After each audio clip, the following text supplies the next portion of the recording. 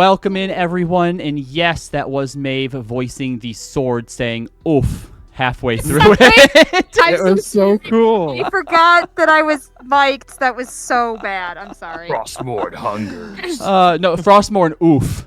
Frostmourne oofs. I was about to say like, ooh, like, oh, that's cool. And then I realized like, shit, you're mic'd, Sarah. And then, yeah, sorry. That's fine. That's fine.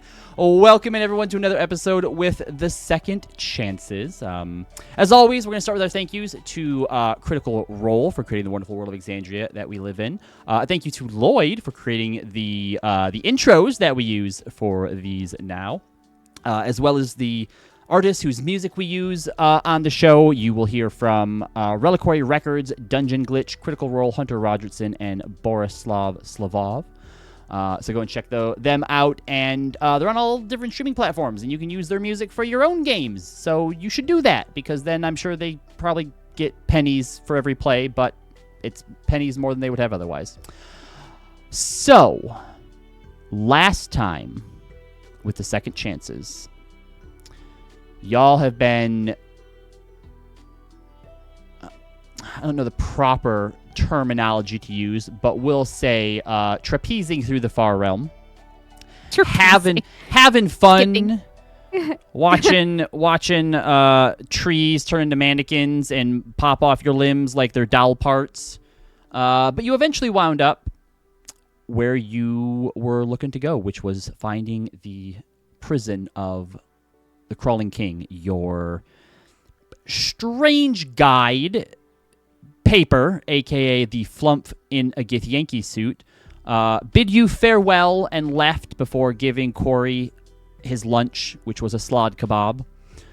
You then went into the Crawling King's prison, found a person impaled several times upon a giant fixture of rock and metal, exchanged a few words, and then once Rosalind cast Zone of Truth and they passed, she was just like, all right, well, not talking to you anymore. And then it got bad, and the sky opened up. You saw the true form of the Crawling King, at which point Zealous, Roz, and Xana were permanently frightened, and then it started raining its shattered teeth down upon you.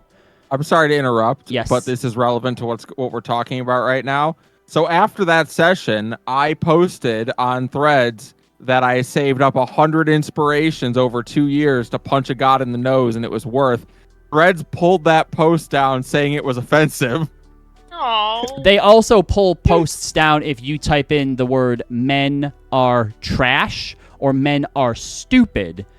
Wow. So, hey, I don't know. I think the Crawling King runs Threads.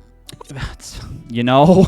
New theory. There are some striking similarities between him and Zuckerberg, but I digress. Zuckerberg's more of a lizard king. I was thinking the pale flesh, but within 2 rounds, you were not only able to break off a piece of his, what we're going to call his throne, and through some very good rolls and some smart casting by our new Fey Royalty Sorcerer, which you can find that subclass over at Cloaks and Capes on Patreon, Corey was able to nat 20 an Arcana check while also using Hermia's arcane knowledge to open up a portal directly back to the Prism Hag on the Prime Material plane. You all did suffer 1 round of the Razor Teeth, but Zealous was able to give everyone advantage and then some with his casting of Wall of Stone. Him and Xana still took quite a bit of damage, though, as they still managed to fail the Dexterity saving throw. But you made it out. You made it back to the Prism Sage out of the Far Realm in one piece, a little worse for wear. And somehow even went back in time a few moments as you saw yourself leaving for the Far Realm. You gave the piece of the Crawling King prison to the Prism Hag. Roz wanted to then go back on her deal, of which the Prism Sage was not too keen on, and somehow, with Light's help, Shadow was able to possess Rosalind's body. Let's hope that doesn't come back to bite her in the ass later. and made a new deal with the Prism Sage that allowed her to siphon off misery and pain from those who were recruited, tested, and most of whom die trying to become one of Shadow's Dark Knights. And the deal with Rosalind was ended, which is good because the plan was in Campaign 3, you would have met either a future Ceres or Rosalind who was an Omen-scarred Onoroxy. And if you're thinking, well, what the heck is that? You can go check it out on Patreon at Cloaks and Caves. That was, there we go. That's Thank you. pro plug right there. You all managed to make it back to Rexxentrum. Finally, after somewhere around 90 episodes since getting it, you went to your mansion and picked out your rooms, had a little bit of fun, reflected upon some issues that some of you may have to figure out how to navigate, but everyone went to sleep for the first time in comfort and safety. It has been a minute since that has happened. You technically had comfort in the Feywild, but I don't know how safe a lot of you felt. I think that it's probably hasn't been since Nicodranus that you've got to have like a real good, comfortable night's rest. Probably when you were in the lavish chateau for the first time. The Feywild, honestly. Mm-hmm. I don't think much of the party felt safe in the Feywild. Hermia Maybe didn't that- care. She maybe that thought was she just- was dreaming. Maybe that was just Xana who felt safe there. No, think no, Xana even felt yeah, safe in even the even Feywild. Xana was a bit off, and even if you didn't feel like you were in physical danger there, it was still a weird experience. There was definitely I some more like meant a certain reaction she had to something, but we'll move on. It's not enough. I see. So where we're gonna start today is the next morning. You all awake in what I've called the Second Chances Manor, but feel free to rename your manor or mansion whenever or in whatever fashion you Needs to be a pun. you would like to. Let's go ahead and switch up some music here. So you awake the next day. Leo, I'm going to say that you're probably the first one up because A, you're old, so you're probably the first one asleep. And I need to get. And we people know in. that old people wake up before the crack of dawn for some reason. And because you had planned a little something for people, we'll say. So you are able to head downstairs. We'll say that you had left a key for permission of, the people who are being sent to basically start coming in with the supplies and stuff, providing everything. So they're already down in the kitchen preparing the breakfast for the morning. I would like you to roll me a history check, please. Well, I go way the hell back up in my notes. It's not too bad. That's 16 plus 0, so 16. 16, I think will do it. Oh, I'm looking for something. I really hope that I didn't improv the entire thing that I'm looking for and that there's something... Oh no, I think I did.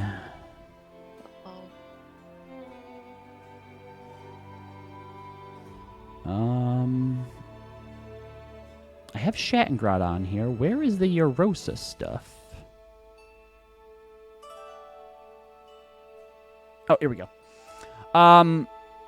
There's something about the two cooks, the two employees, the servers, that were sent by the Flounder Pounder as they're preparing the breakfast here for your friends who are all still asleep. That is familiar.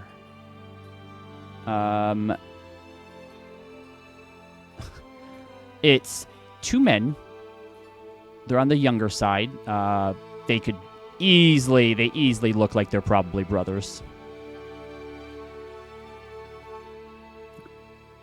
Well, I'll walk into the kitchen and speak up. You guys make any coffee yet? Still working on that, but we do have our own, if you don't mind it being a little warm, and they toss you a thermos that has their own coffee in it that they would have prepared earlier before they came here. What do you want them to make for breakfast? What did they bring?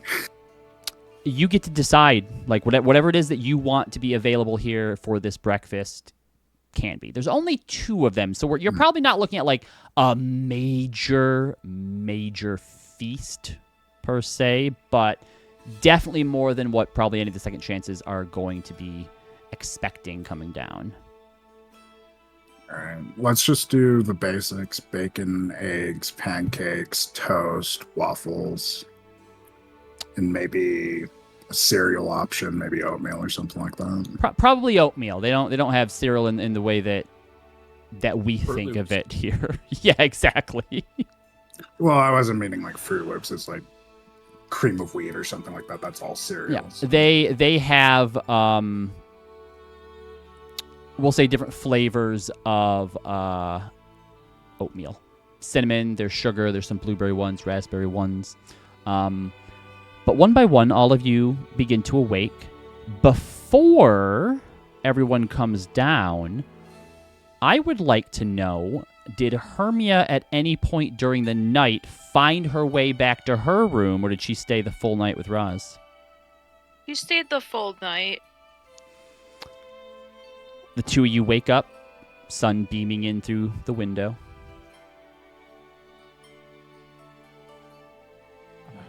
Morning. Ah! Roz? Why am I dreaming you're naked? I'm naked. What? Oh, right. I'm normal. This is normal. Roz nods. It's normal. Was it good? Yeah. I mean, considering I thought I was dreaming still, I'd say that means it was good. I thought so too.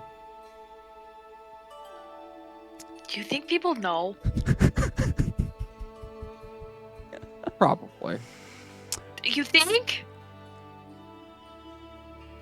Let's say everybody who cares to know or not make a perception check. Guess. So the question of cares to know feels really weird, but sure. Meaning, I'm not going to say everybody has to roll, but if you want to roll, you can. 23. Oh, yes. No, Maeve knows. It's fine. You heard, Maeve. Okay. I'm excited for him. Yeah. I'm happy for him. She just looks at you and she nods. And they might. Pretty sure they're expecting at some point we're probably gonna, yeah. Okay. I mean, that's fine. That's fine. No, I shouldn't be embarrassed. It's all right to be embarrassed, but you don't have to be.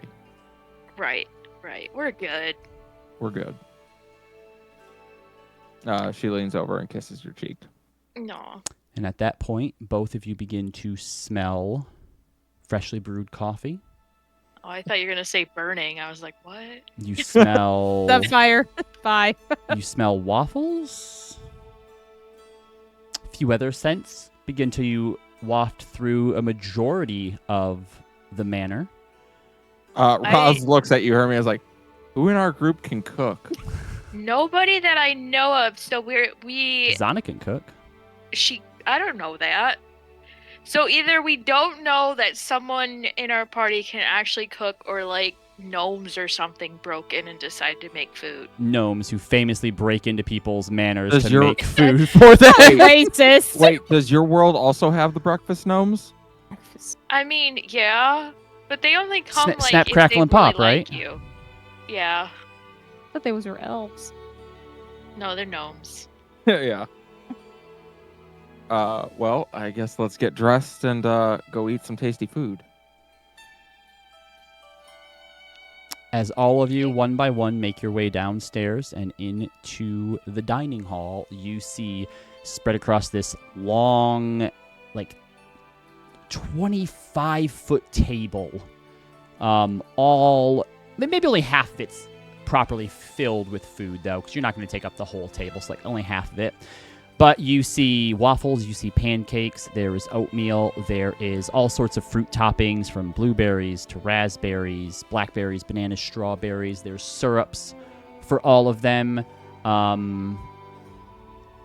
Coffee here as well. Any sort of non-weird breakfast food that you would expect to be here is here. Yes. And anyone who would like to roll a history check for me.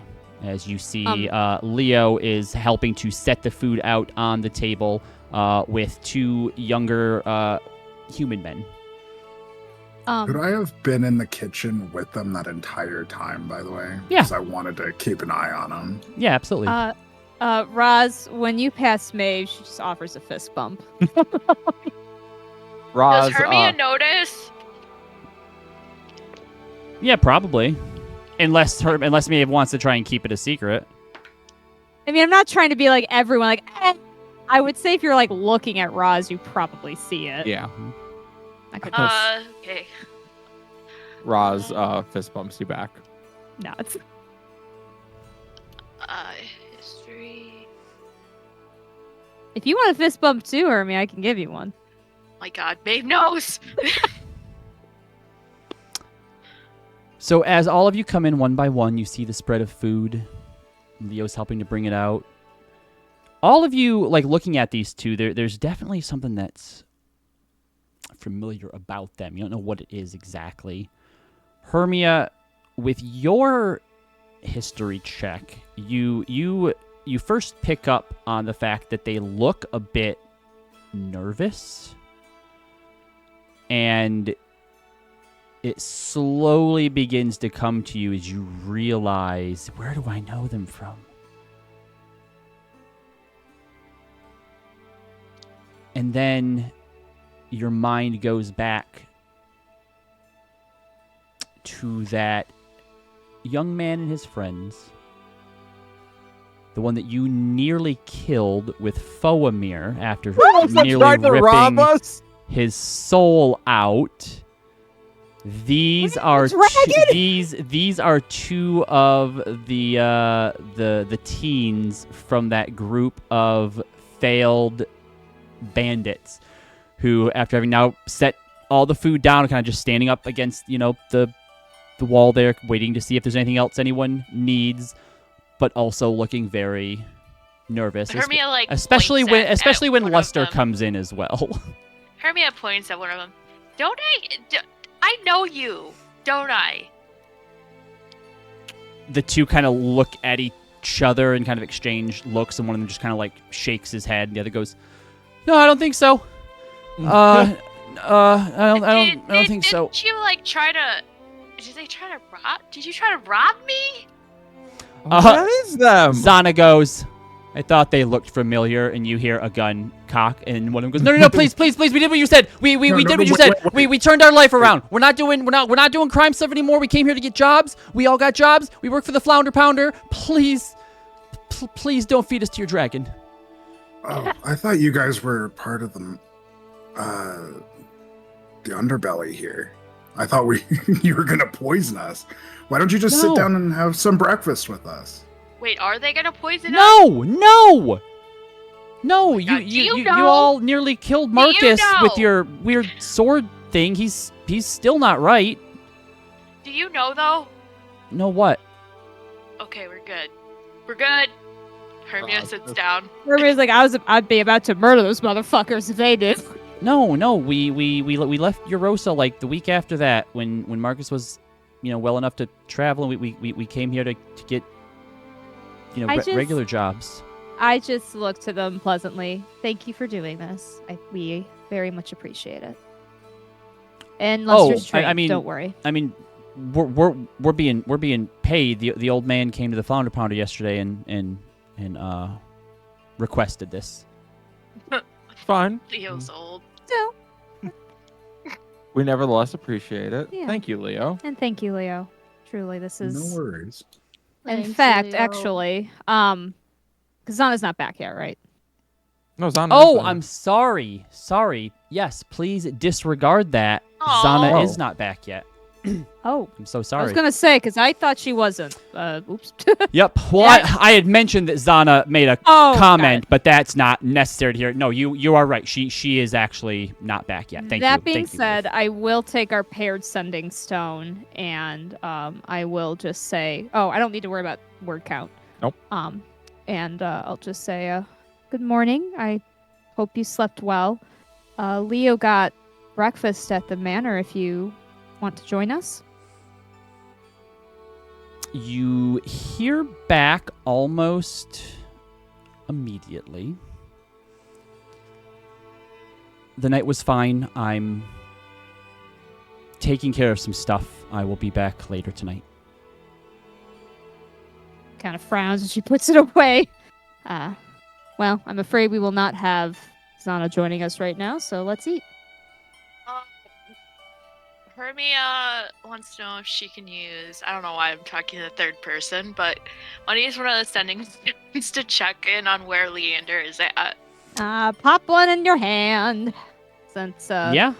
I have no reason to try to contact my boyfriend, because apparently he's still stuck somewhere. Wait, we're in Rexxentrum, right? Because I Yes. don't know. Yes, Correct. yes, we're in Rexxentrum. We haven't been here in a minute. Everyone had a full rest, by the way, so you can go ahead and full rest yourself up. Except for Um, me and Zealous, Oh, right? correct, because you two Everyone. got I was gonna say, I'm pretty sure- Yep. Everyone who matters. You can just say it. Oh, Yeah, man. thanks. Too bad you guys Wow. are Rangers, because guess what cool thing Rangers get? They get to What? remove exhaustion from a short rest. Damn. that's It's nice. also too bad that out of all the spellcasters, the one who could replenish other people's...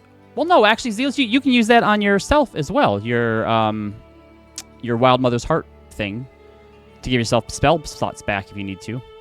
Oh, yeah. Hermia asks, she's like, "Hey Lee, are you almost to Rexxentrum?" I can't use that unless I finish a long rest. Oh,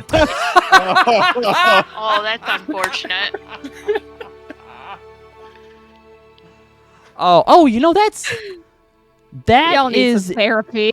interesting. I feel like I would have technically maybe that's why some magic items say at the next dawn and not necessarily next long rest. That's true. 'Cause you might not complete I'm- one. Right, but the item isn't you, right? Right. So I will say, just as like as a homebrew ruly thing, if you have a magic item that recharges on a long rest, if you take what should have been a long rest, It'll count. but you, the character, don't get the effects of the long rest, that affects you, not your items. I will Okay. also let people know I have yet to use Tear of the Moon Goddess, I think it's called. I'm basically waiting to use it till one of y'all fuckers are about to die from exhaustion. I was say so. it's basically an elixir, so definitely Yeah. use it like, if someone goes down in combat, has no spell slots, and used up all their shit. Yeah. I'm just holding on to it. Technically, I could have everyone have a sip and get an inspiration, but that seems True. less useful. Now, yeah, Right yeah, now. for Agreed. sure. Hermia. Or me at Leander. Go ahead. Yes. Leander responds. Yeah. Leaving. I'll leave Zadash today. I don't have a teleportation circle to Rexxentrum. So unless you have connections there, I'll see you in a few days. Hermia thinks. No, you know what? It's fine. It's fine. I think I could. You're all safe, right? I mean, this isn't like one of those talking back and forth sending stones. Right. It isn't. Sorry. So, yep. He said he will be here in a few days. I don't know if I should be worried or not. Said he'd be here in a few days. I'd say the trip from Zadash to Rexxentrum Rexxentrum is is right up pretty- the main road. It should Yeah, be okay. he should be fine. If he was able to be an adventurer, he can handle the road. He is a level 12 warlock.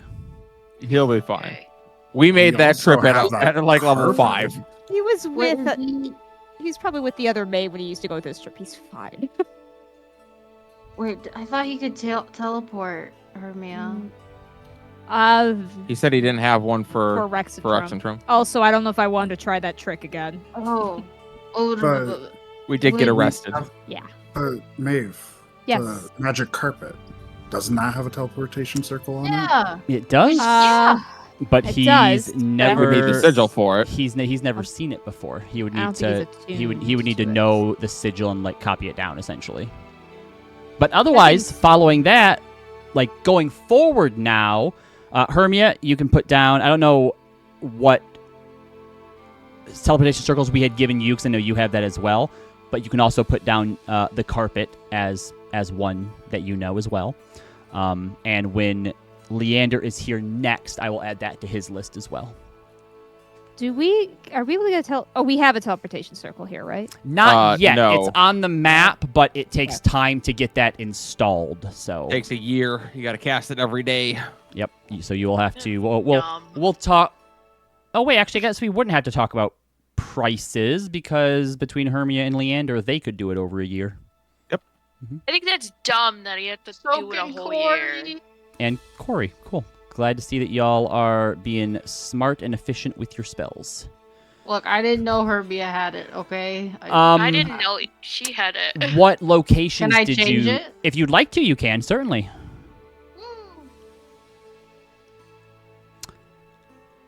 So, you all spend the morning enjoying probably one of the best meals you've had since. Well, Feywild. yeah, I was gonna say okay, yeah. Feywild was also very, very, very good eating, regardless of how Yeah, you felt good meal. about the place. So one of the things, obviously, you have all day here probably to sort of get around. You know that at some point you need to go and meet the king, but I think We have that to. I think that Xana had mentioned to you that she's going to basically tell Zenithal to like wait a few days, that you Yes. need Buy time us a couple days to get. to recuperate. So Yeah. you have at least a couple days to do as you please. If there's any business you'd like to do around the city here in Rexxentrum, the first thing that I'm going to say that we'll do, and we don't have to role play this out specifically, we'll say that this is something that all of you kind of go out to do together in pairs and groups. It can be split up in some way, so we'll still do anything else you'd like to do. But everyone has a chance to go out and buy whatever it is that they want to make their rooms feel more like them, feel more like their rooms. We'll say that the vault here even had enough gold left over in it for some reason, someone didn't take it out, to allow you all to do that to where you won't have to dip into your own personal savings unless there's something real specific that you want that I'm like, that's kind of a big ask. Then I'll let you know how much it is. So Rosalind, using the day to shop and do a little bit of interior decorating, what does Roz's room look like? It looks like a soldier's room. She goes out and gets a simple, like, small bookshelf that has mostly fiction on it. She doesn't particularly care for nonfiction. She would get a punching bag that she can attach to the ceiling, some free weights for the room, a bar that she can mount that she can do like pull-ups with, and a stand for both to mount a weapon on the wall and to put armor on when she's not wearing it. And then like a dresser and basic stuff. All of that sort of stuff as well is in the training room as well. It has like a full weight room, sparring stuff, all that sort of stuff. So cool. No matter what floor you're on now, you can do soldier stuff. Exercise. Soldier stuff. That's what she likes to do. Soldier stuff. Maeve, what is your room like? Yeah, so she's kind of so she was raised, in a home, but I think there was always the construction, I think, of homes in the Palo Grove is different than you would see here. So while she doesn't really need these, she would have probably gotten some kind of like tapestry that would have reminded her either of home, either of a design that would be familiar, or just even some kind of scenic design for her wall. She probably has something what we would see akin as a dartboard, not for target practice, but more for fun, throwing things at.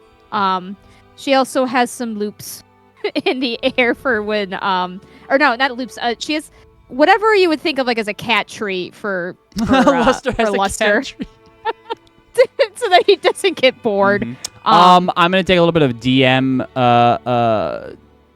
power here and say not only do you just have a Luster cat tree, you know how there's some people that put like the will put like the shelves up like all the way around, like heavy duty industrial, like really heavy duty like shelves and like branches and like swinging, like all sorts of stuff for Luster while flying or otherwise to jump around and play all along the ceiling and the walls of your room.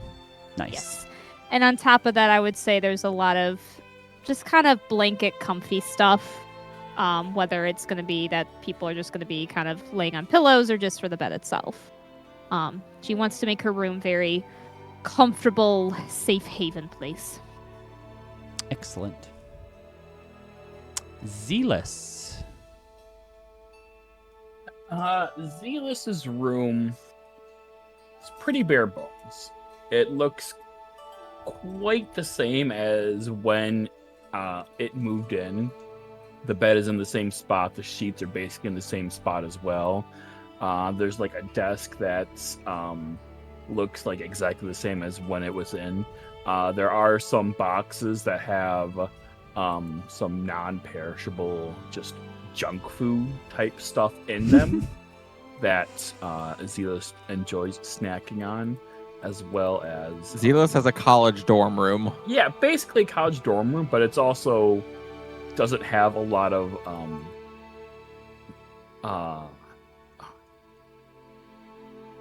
don't know what the word is, like fun random stuff in it. It's also like just very bare bones, like just very built for function. And just you wouldn't be able to walk in and it doesn't have like a touch of like his character to it. There's not like a personal touch to it. There's not. There is a few potted plants in the corner though. Okay. But they're all like very like plant here, plant here, plant here. There is very little character with the plants. There is like, okay, I need a plant. They're perfectly like symmetrically spaced out from one another. There's plants here now. Leo, what about your room?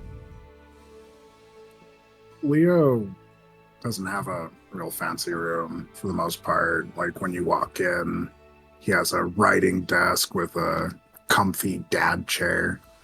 Well, not a dad chair, like an executive chair that he can sit at and do his writing. Simple bed and maybe a carpet if the room isn't carpeted. He'd probably use a lot of the money that he got from that to probably use for something else. Okay. Hermia, what does your room look like? One quick question. Yeah. Is there enough space for Leander to like have his own room? Is there like a guest room? So we'll go over some more of what's there in a minute. Kind of give you a little bit more of a description of some of them, but there will be a place for Leander. Yes. Okay. Cool. Unless you wanted bunk beds and for him to move. I was thinking of it, but I was like, no, he probably want his own space. He's gonna bring a girl home eventually. He needs his own space. Yeah, he's gonna want his own room, even though bunk beds could be a boy. You don't know. Could be. Could be. That's true. Could be. More power to him. Still want his own room though. Yeah. Either way. So, yeah. Hermia's room kind of like takes on an appearance of her room back in the Feywild that was like her sanctuary for a very long time. It's got one of those like big like beds like that have like the canopy over top, and it's got like fairy lights everywhere, and the majority of the room is just like along the walls just filled with different books of like, I mean, there's fiction, but there's a lot of like arcana books and stuff like from her childhood that she's found. And one wall is dedicated to this kind of like blackboard material, and she's got different arcane formulas like written down. She's got the beginnings of the formulas that she used when they tried to like resurrect Leo using creation magic Do on you there. have keen mind? I do. I like to imagine, Roz, as you all like had went out, I'm sure there's a few people that were probably looking for like a couple books, right? So you all went and found this little bookstore. There's a really good bookstore in Zadash you could have visited. So you found this little bookstore here, and everybody went in with a few things in mind. Hermia hands a couple sheets of paper with probably like anywhere from like 50 to like 100 books on it to the person like, I need all of these books. And when asked, she would have said, those are all the books I have at home in my bedroom, and I need them here. Yep. like she just wrote down literally every single title she had within like 5 minutes and was like, here you go. Yeah. It's a very Katie move too. And But Roz yeah, only loves her more. It's kind of like whimsical, but it's with a shit ton of books, and then like what looks like crazed like formulas written on one wall. That's just like Do you have blackboard material. Can someone make a Hermia doing the Charlie meme for us? Yes. Creation Yes. magic. Yes, she has one of those. Roz walks in on her, and she's got like yarn like attached to like different like drawings that she's. What happened to of, like, Leo, Rosalind? people. What happened to Leo? He was dead, but then he came back. Roz That like, does so still was bother I. her. She doesn't fully understand creation magic, and she's kind of like determined now to try to like make sense of it. There's someone you could ask to get a pretty big leg up on that. He's on her board too as like a bad guy. It literally just says bad guy. This says villain? Question mark. And Anything a else? question mark and an explanation mark. Anything else, Hermia?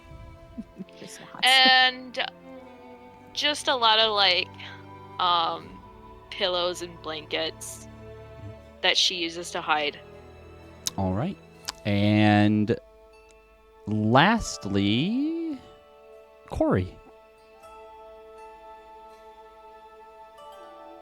I think over the course of the few days that everyone's taking to spruce up the home, the first 2 days would have been Corey very emotional. Like, guys, I've never had my own place before. Like, I know we've stayed at places. I have a place in the Feywild, but and then would have taken a lot of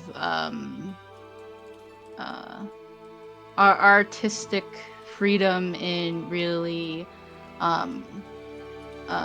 making the space like a mix of the Feywild like royalty aesthetic that they had in their room when they were staying at the palace, and then mixed in with like there's like they made sure that there was a lot of wall space, and they started putting up what pictures they had of that they've taken with the magic picture frame. And also making room for more pictures like that. I think they would have made room for like some kind of like little space in the corner where like if Zealous wanted to have a sleepover, it would be like a docking station for them, and they could just chill there. Wait, hold on. To... A docking station like where he could plug in, or do you want like a secret like passageway from your room to his room? Oh no, not a secret passage, Oh, but just okay. like a little area that, you know, if Zealous ever wanted to do like a sleepover, He would have his like, own that little would be like their space. Gotcha. Yeah, Okay. like, Yeah. I like here's, that. like, I like that. some Zealous snacks and stuff. Yep. And A bag that actually says Zealous snacks on it. Yep. Like Scoopy snacks. Yeah. That's what I was thinking. Zealous snacks. And I think they were also And there would also be, I think, different like fabrics placed around and hung about from like the different outfits that they've acquired over time. And then I think there's also somewhere hidden away, probably in the closet, this little safe that is almost like a home miniature, where it's not necessarily like a full out bedroom, but there's like nice fabric in there, and there's like like mini like details and such, where when Corey sets it up, kind of thinks, well, it's not much, but maybe you'll like it. And kind of closes that door and just keeps it hidden in the closet. That's where you put the card box? Maybe. When was the last time you looked at the card box? Probably the Feywild. We've had so much happen. Yep, cool. No problem then. All right. Why do you say that? I'm gonna look now. No, I put it in there. All right. As you take out the card box and you go to set it in there, it's lost a lot of the like shine or like the majesty that it had before. Like originally what drew you to it the first time you saw it was like, you know, sometimes you can tell when something's magical. This looks more antique now. Like it looks old and aged.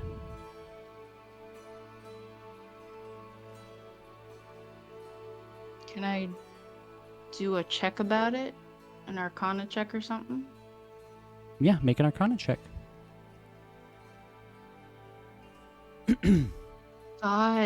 God. Isn't that one? I think that you are so overcome with panic in this moment of like, what the fuck happened? You have no clue what this means. Has it lost its magic? Did something happen to Gil? Hermia! Hermia! Corey runs out into the hall. Where are you at following breakfast, Hermia? Hermia's in her room working on her Mr. Blackboard. Okay, you just hear screaming down the hall, Corey shouting your name and run. Honestly, probably everybody hears it as you have to run to almost the other side of the house. And then she eventually makes her way in. Mm-hmm. And she sees Hermia with like yarn and just like connecting things on this big board. Hermia! What are you doing?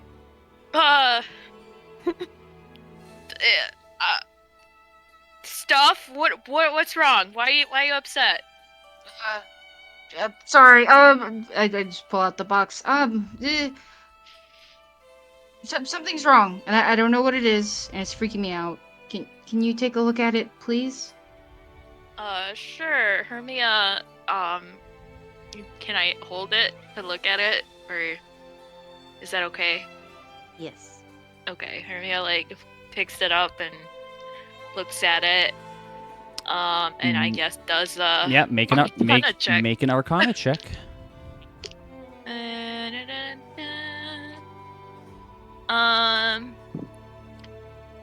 Hold on. 25. 25's pretty good. I don't think that you ever had a chance to examine the card box properly before. You saw what it looks like, so you can definitely see that there's some kind of change to it. It looks like it's been aged. I would say that with a 25, I will allow you to ask some questions as opposed to me giving you general information about it. So, other than what happened, what would you sort of like to know, or how would you like to try and... Is Is Gil still in there?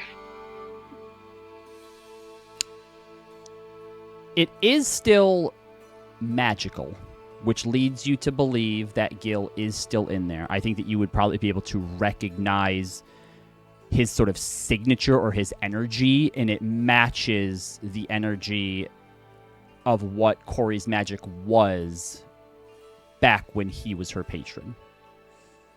Does it feel like it's lost some magic? Like, is he weaker? No. No. No, as far as like power level or power potential goes, that's still there.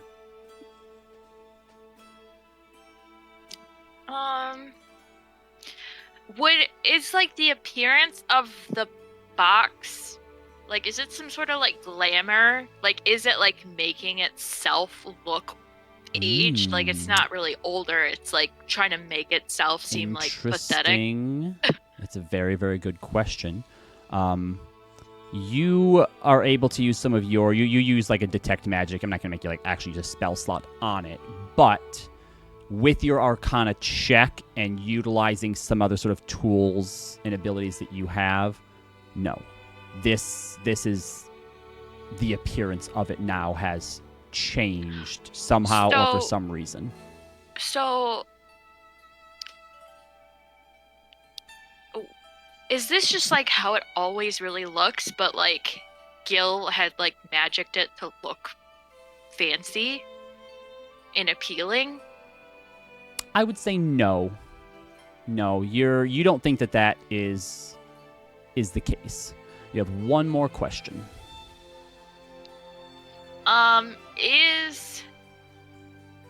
Is like its aged look from like has it aged due to Gil, or is it some like outside magic that's like impacted it somehow? I want you to make an insight check for me, and this will either give you an approximation or you could get the exact answer. Insight. Where's my insight? I am bad at math. What is 17 plus 9? Enough. As you're looking over it, doing some tests on it, you're asking Corey questions. When was the last time you looked on it? When do you think this happened? She mentions it in the Feywild, it was fine. It looked how it did, which means that somewhere between the Feywild and now, something has happened to it. And obviously your first thought goes to the fact that, when we travel back and forth between the Feywild, we like time jumped. Like we lost like 2 weeks.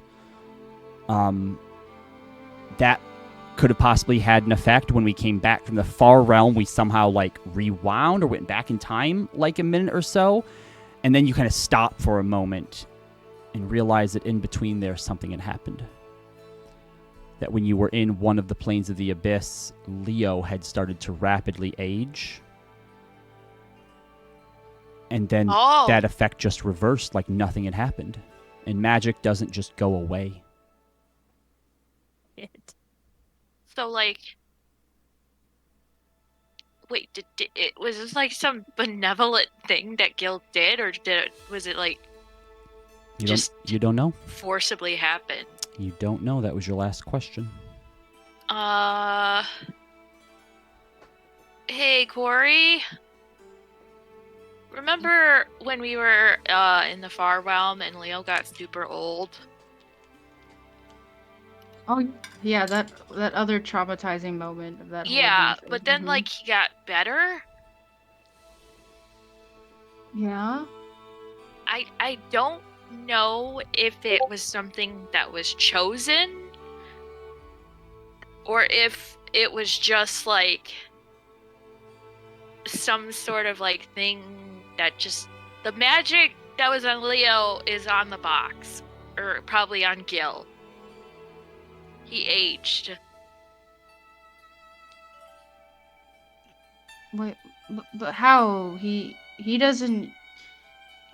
When I used to get hit with stuff, it didn't really affect him. So I guess that's the. I don't know. Maybe he he took.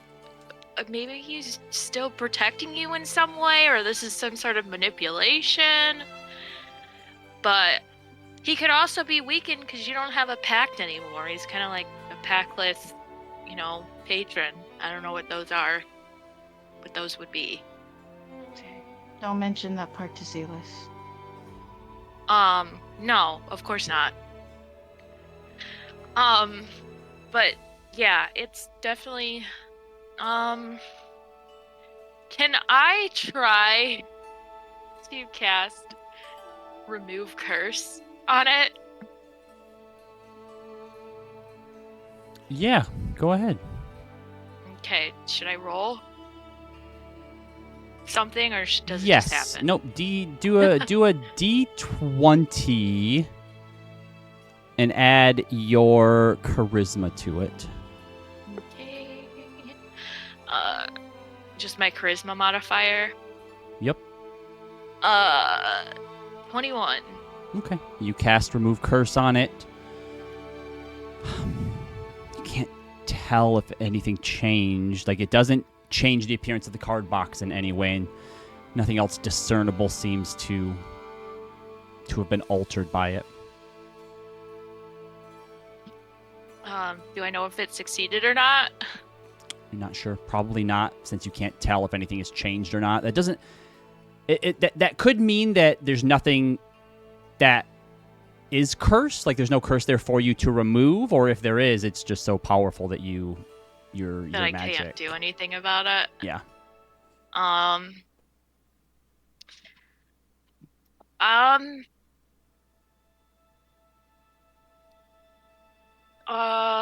Well, if it's cursed, I'm not strong enough to break it, or if he was never cursed. I don't really know how like those magical effects really work in the far plane. I mean, rules really didn't matter over there. So I don't know, like, if he's like, his magic power's the same, like, so he's not weaker, but he's aged, and I don't really know what that means for him.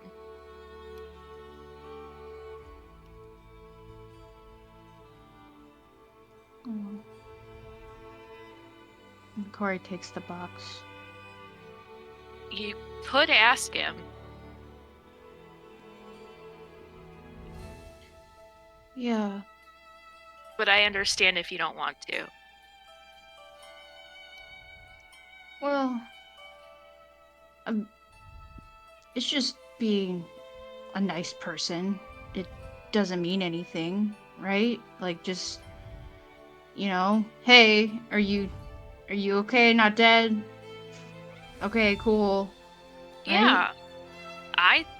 I mean, for lack of a better word, like, you guys were a part of each other's lives, almost like friends in a way. And you don't want to wish, like, even if you had a falling out, you don't want bad stuff to happen to him. Right. And I can be here too, like, in case he tries anything weird, although I don't think I can probably stop him if he really wanted to. I don't know how genies work. Yeah, I mean, I don't either, and we were together so long. Is that okay? Yeah. If you stay? Yeah, do it right here. Just, hopefully he doesn't freak out by my thing behind me. That's totally normal. It's a normal thing to have. Okay. I place my palm over the top.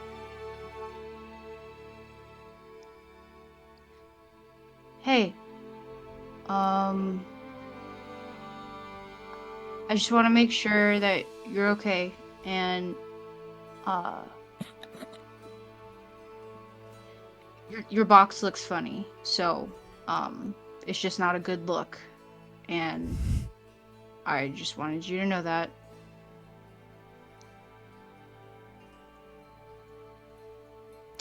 You don't get a response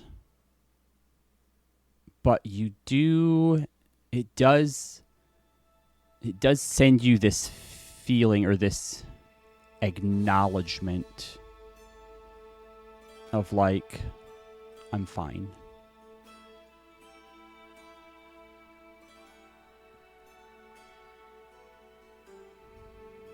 So, are you gonna, explain what happened, or was it the far realm magic stuff, or what? There's no response.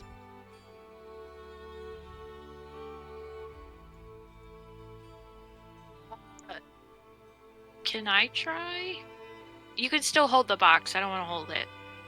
Hermia puts her hand on it too. It'd be like, hey Gil, I'm that weird person that gave you a rock. Are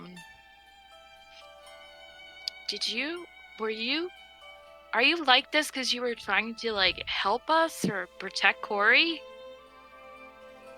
You get nothing, Hermia. Oh, I guess you didn't really like the rock. I'm sorry. Corey, I thought I'd just give it a shot. Oh, Well, thank you, Gil, if you did do it. And if you didn't, well, thank you for getting Corey this far, I guess, to where we get to meet her. If you want to live in an ugly box, I guess that's your call. I mean, it's not super ugly, it just looks old and not shiny. Okay, take the box away. I'm done. Hermia, make just not for any particular reason, something probably unrelated, but just make a persuasion check for me. Okay. Persuasion. Where's my persuasion? 21. All right, thank you. Wait, no, 16 plus 9. I don't know what that is. That probably is not 21. 25? Yeah. Okay, 25 is much better. I will remember that. All right, so Corey, you leave Hermia's room, perhaps with more questions than answers.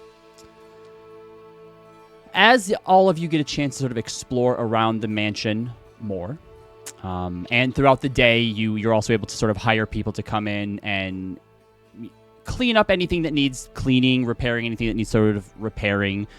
You'll all still have a chance to get proper staff, but for now it's like, hey, it'd be really nice to use the bathroom later tonight. So there's a master bath here that's like a massive, not quite to the level of going to a private bathhouse, but definitely better than any public bathhouse you would go to. Could easily fit all of you if you wanted to have your own spa day, for example. There is a workshop that when you see it, Maeve, you know that's probably why Xana chose the room next to it. Yep. It's mostly a lot of junk in there right now, so it'll need new tools. But you kind of leave that to you know what, I'll let her deal with it when she gets here, because who knows what could actually be something she might use. Right. I wouldn't have any idea. So I just make sure there's a walkway. And then after that, just figure if she needs help, she'll call. There is an observatory that has a massive telescope in it that probably cost whoever lived here previously a pretty penny. The observatory is also part of the library, and while I didn't put it in here, and so I will find an icon to represent it, there is a staircase that goes from the library downstairs up into the observatory where there are more shelves, and then the telescope itself. Wait, are we in the fucking Clue house? If there's a conservatory, I'm being very upset. Observatory, not conservatory. The main entrance hall has sort of this open, you can go up the two little spiral staircases to the hallways above that go to your rooms. And there's railings, and the second story looks down onto the entrance and the sort of gallery, where you can see there were paintings of some kind, now just sort of blank spots. There were maybe statues in here, like coats of arms and stuff like that. So if at any point you wanted to get paintings of some of your exploits done, you could hang those up here in the main gallery. Lounge area has a billiards table in it. There's, lounge chase chairs, couches or stuff like that. Just a place that if you were to have a party of some sort, this would be the place, at least inside, to kind of hang out. And I will say that it's probably Zealous or Leo that find it because of their high passive perception. But there is a really weird-looking painting of a man who's looking into a mirror lovingly at himself and is kind of like reaching towards it and like gently caressing his hand through the mirror. And there's not a statue, like a carving of his hand on the shelf underneath that. And if you put your hand up to it to mimic the painting, there's a section of the wall that slides away, and then behind it there's a stairwell going down underneath the mansion that leads to a vault. Secret passage. Cool. Honey, secret Is tunnel. this place Secret tunnel. haunted? You Secret haven't tunnel. checked. Talked a little bit about the training room already. It's void of any weapons, so, you'd have to get, like, practice weapons or fill it up with that. But punching bag, there's weights and stuff like that. Leads out back into the gardens. There's the pool, the hot bath. Someone comes to fix it so that way, if you want to have your little hot tub going, you can. Yeah. And Hell yeah. much to Corey's excitement, there's even a little, like, mini, like, black box theater. Like, you can probably only fit, like, an audience of maybe, like, 15 in here, and the stage itself is only like 15 to like 10 feet wide. So like small shows, but easily a place where you can put on, little intimate impromptu performances if you'd like to. All Mavis thinking when she looks and goes, oh man, I'm going to have to make good on my promise to do a performance here soon. Oh, you will. And then out back there is also a gazebo that, I'll say Hermia because of her arcana. Someone first notices that, like, the roof of this gazebo is odd because it looks and feels like it's glass, but it's black, right? Because it blocks the light. It's a place for the shade and whatnot. And Hermia, looking around with Detect Magic, actually finds a little sigil on one of the pillars that when you wave your hand against it, the roof of the gazebo turns transparent and is glass and allows you to stargaze out underneath it. Or if you need shade, you hit the rune again and it darkens the roof of it. That's so cool. You obviously have your front courtyard, which also has bunches of flowers and sort of gardens out there. A large fountain with 3 small ones around it that shoot into the big one. And then a stable that can fit 8 horses, of which 2 of them have recently been delivered. So I will fill those in for you. Which I believe is Ivory and Ebony, or Vanilla and Ebony, or Vanilla and Ivory. Vanilla. No. It wasn't both. We It did was- this last time. Yeah, I'm pretty sure it was it was a black and a white It was. color. But they were the wrong ones. Yeah. Yes. I want to say it was Ivory and Ebony, but I maybe think it's Vanilla. Ebony and Vanilla. Ebony and Vanilla. That sounds I right. think it was Ebony and Vanilla. Is there a forest that's close to It was Ivory and Vanilla. Ivory was solid black, and It was Vanilla Ivory and Vanilla. and Vanilla was black with brown speckles. Yep. Oh, so I guess only one of them was off? I thought they were both off. Oh no, sorry. Ivory solid black, Vanilla black with brown speckles. That's what it was. Oh. Okay. Yep, I was. Sorry, you were right, confusing hon. I about was it. wrong. I thought they were switched. I thought was the joke. But clearly So, your first day out, sort of going around shopping for things for the house. What, if anything, would anyone? I have something. Yes, Hermia. Is there like a forest that's close to the city? Like, not like, I know there's not gonna be one in the city, but like close to. Yeah. Hey Raz, will you come with me? While I release this bear that's in my necklace. That's right, the just bear. in case he gets pissed that it took so long. Yeah. I don't want to get eaten. Ross gets her shield. Nods. Yeah, let me see. We should have released him in the far realm. That's No, mean. that's I promised horrible. I'd bring him somewhere safe. Yeah, so I don't know if it's civilization here was safe, but that's That's fine. where we're going out to the forest. yeah, so if Oh, you okay. want to make it to the forest, that's probably going to be most of the day for the two of you. It's about 25 miles away. If you just want to get away from this city and into the wild, No, and then you could just be I like, don't want him go. to get like killed because they're like, oh my god, there's a bear by where we are. Mhm. Yeah. So Oh. yeah, Robbie, if you wanted to have the stream see the map, they don't see it right now. yeah, I'm aware. Yep. Oh, okay, that's fine. I just When figured we're back on it, I will swap it Okay. over if people are interested. sounds good. So No big. yeah, let me see here. No big. Someone's just mentioned on the chat, so I was just mentioning. Nope, that makes sense. Zoom out. There we go. All right, there. So we have. Oops. I vote for Take Two Estate. The Take Two estate. It makes me laugh. Because we're rock stars. Take Two. But yes, you are able with Roz to ride out to the forest. We'll say that it probably takes you like half the day. Like if you guys leave early in the day, you'll get back somewhat evening-ish to still be able to do some of your shopping, or maybe you do your shopping early in the morning, then go out and do it. But you are able to release him. Do you have the ability to talk to animals or no? Oh shit. Can we have brought Zealous and he'd just like be a bird or something, like pick him with us? I mean, if you want to, it's not necessary. I would have brought someone to communicate. I can also Actu- communicate with animals too. I actually have a ring you can borrow that will allow you to communicate with Oh, okay. animals.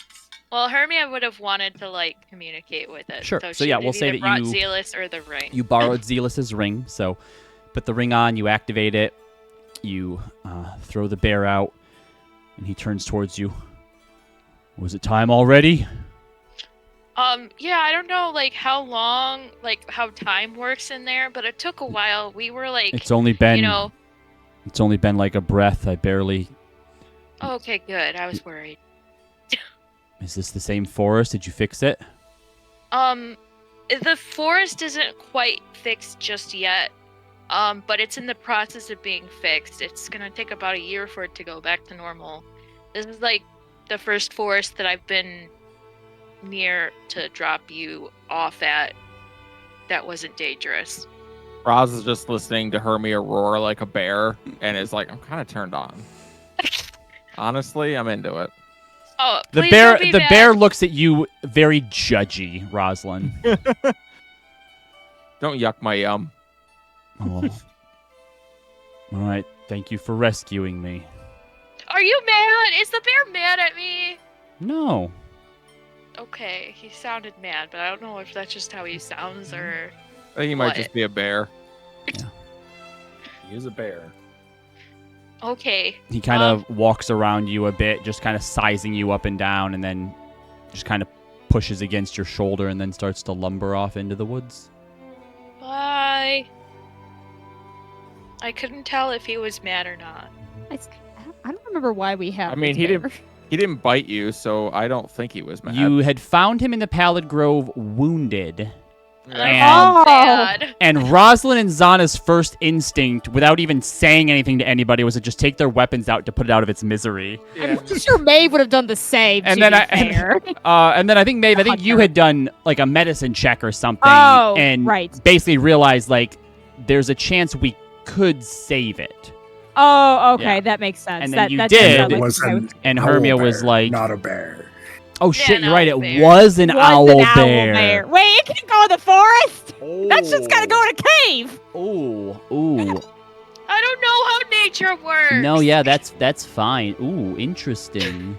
As it's walking away, it looks back over its shoulder, Hermia.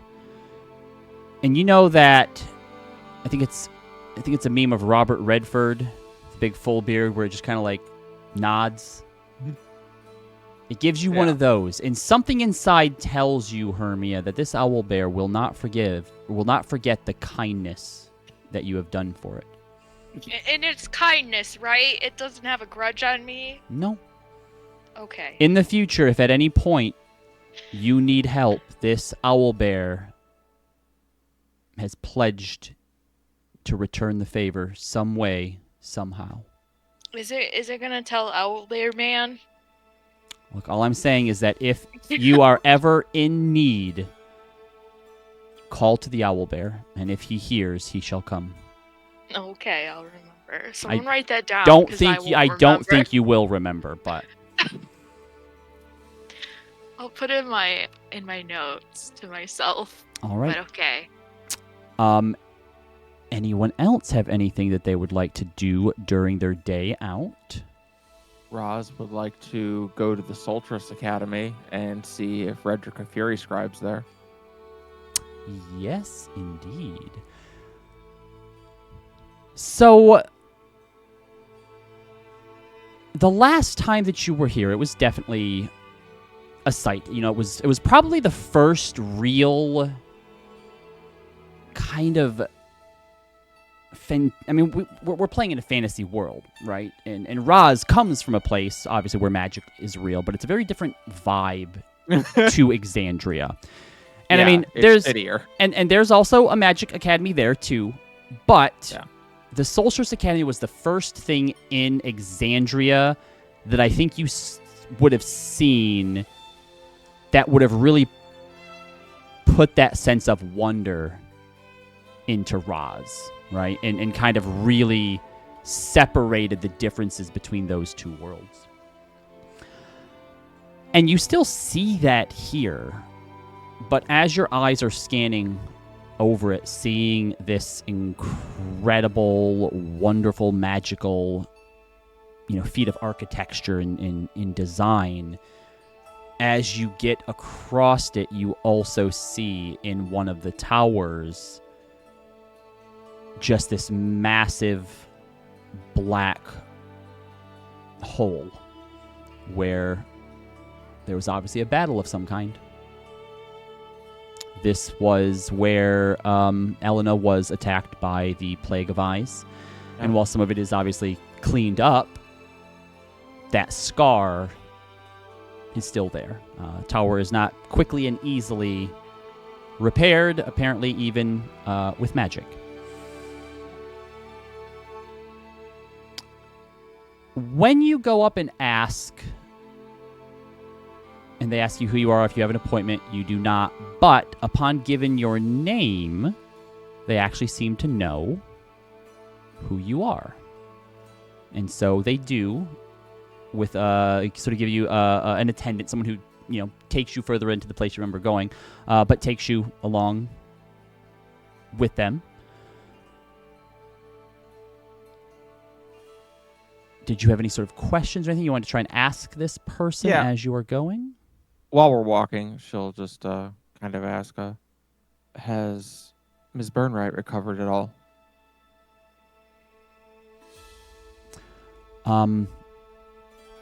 Seems to be not an older person, but not quite a student either. Some sort of maybe low-level kind of faculty member. No. As of the incident, she has been out of the public eye, so we're not sure to what extent her injuries were, or how the recovery is going, or if she's just in hiding or not. I understand. But you are walked to Redrica's lab, we'll call it. And heading inside, you see much the sort of same as it was before. I think I remember describing sort of like almost like a planetarium-like design, but with the planes and whatnot. And as the doors open, they walk about halfway down with you and go, all right, you do not have any sort of appointment or anything, but we do know who you are, and you can go the rest of the way by yourself. Roz remembers Redrica, and she understands, Yep. as she just gives a knowing nod, and continues on down the way towards where she remembers Redrica's desk being. Yep. This is probably earlier in the morning. We'll say this is probably one of the first things you did, because I know you've been very keen over these past few months to see what sort of progress has been made. So as you come in and walk down, you see that there's one maybe like grad student or like an intern who's busy scribbling away, doing some sort of like copy work. And then across the way, up some stairs on one of the sort of prime or the sort of main desks where there's all sorts of baubles and formulas and things drawn on, chalkboards and whatnot. You see about 7 cups of something of different kinds in mugs, in various states of having been drank or completely ignored. And you see the Fire Genasi, Redrica Fury Scribe, emphasis on Fury, who is vigorously like wiping something off of the chalkboard and then writing in runes and arcane stuff in place of it. And definitely looks like she hasn't slept in a few days, probably. Professor Fury Scribe. Shit! Fuck. Watch her compose herself. She turns around. Yes! Rosalind! Right? Yes. Correct. It is... what's a word that doesn't mean pleasure but also doesn't mean disdain, like in the middle? It's a cursory acknowledgement. You're here. How can I help you? I just returned from the Far Realm and thought to see how things have been moving. She laughs at that like it's a joke. Not joking. Why? Oh, that is a long, convoluted I don't question. want you to get into it, but I do want to ask you questions, but I also don't have time. Do you want to know about the Far Realm or the Feywild? Because I've been to both recently. You see an eye twitch, and she like blue screens for a moment as her motivations for wanting to do what it is that she's working on now are conflicting with other things she wants to do, but she does not have the time to do all of them at the same time. Yeah. And she says something under her breath about how useful simulacrums would be, but fuck the Cerberus Assembly for keeping things to themselves. I assume you're here for something besides idle chit-chat. I had hoped to see if you'd made any progress with getting me home. She closes her eyes and lets out a long exhale. Oop, music's fucking up. I shall fix that.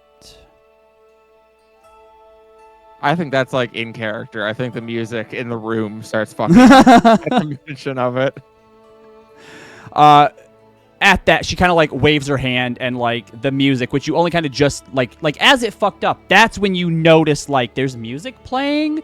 Oh, there's music in and here. she like does this thing and like it stops, and then like a conductor, she kind of like starts it again, and it's playing regular, and she's like, all right, yes and no. I explained to you before the issues with trying to plane shift to a plane that you are already on, but that is not yours, and how it's technically the same thing, but it is our frequencies that keep us from going. So, if you could cast Plane Shift, then yes, I think that I could send you home, because you, as the caster of the Plane Shift, would be using your frequency to match with where it is that you're going. You could go home. If you wanted to come back, you would need someone from here to be able to Plane Shift to bring you back. But maybe. And she goes over to a cabinet, opens it up, fishes out a few boxes, some things fall down, something falls and breaks, she curses. She takes out a lantern and brings a lantern to you. Here. And I then... presume this is more than just a lantern. You are smarter than you look.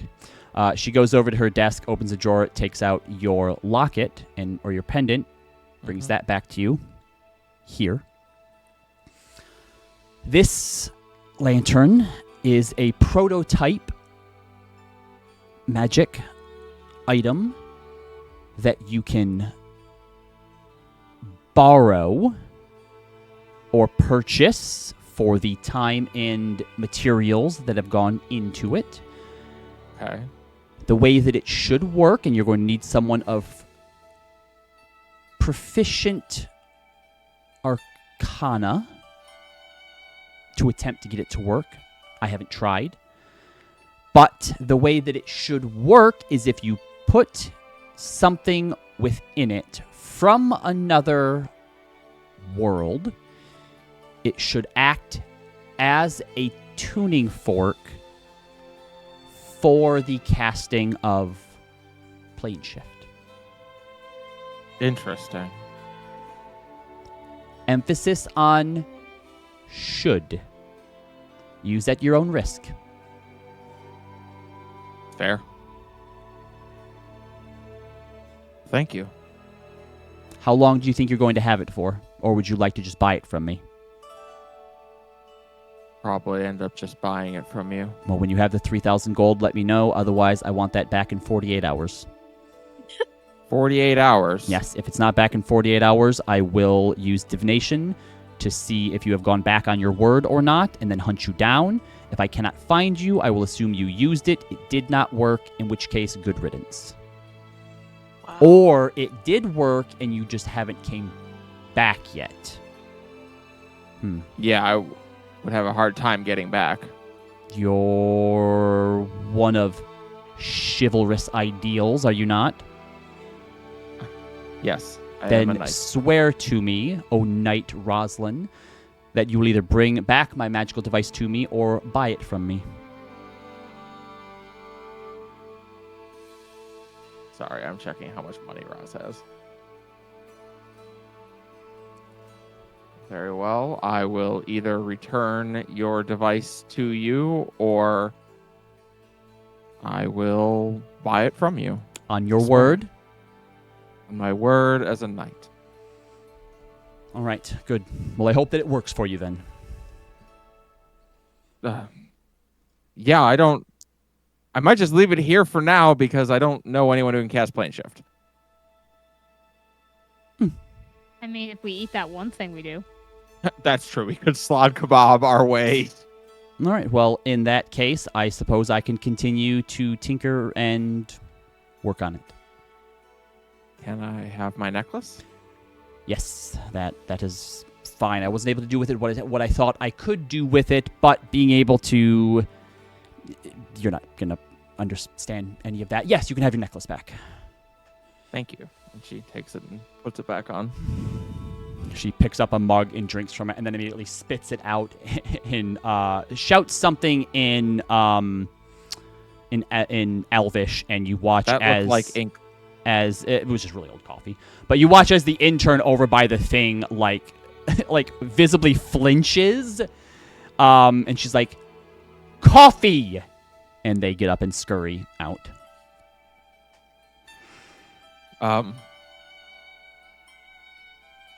I saw the tower still damaged. I heard about what happened.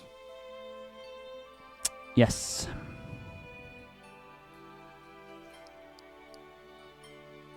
Luckily, I wasn't here when it all went down. It was late, so it was just Professor Burnwhite and I think an aide or two of hers.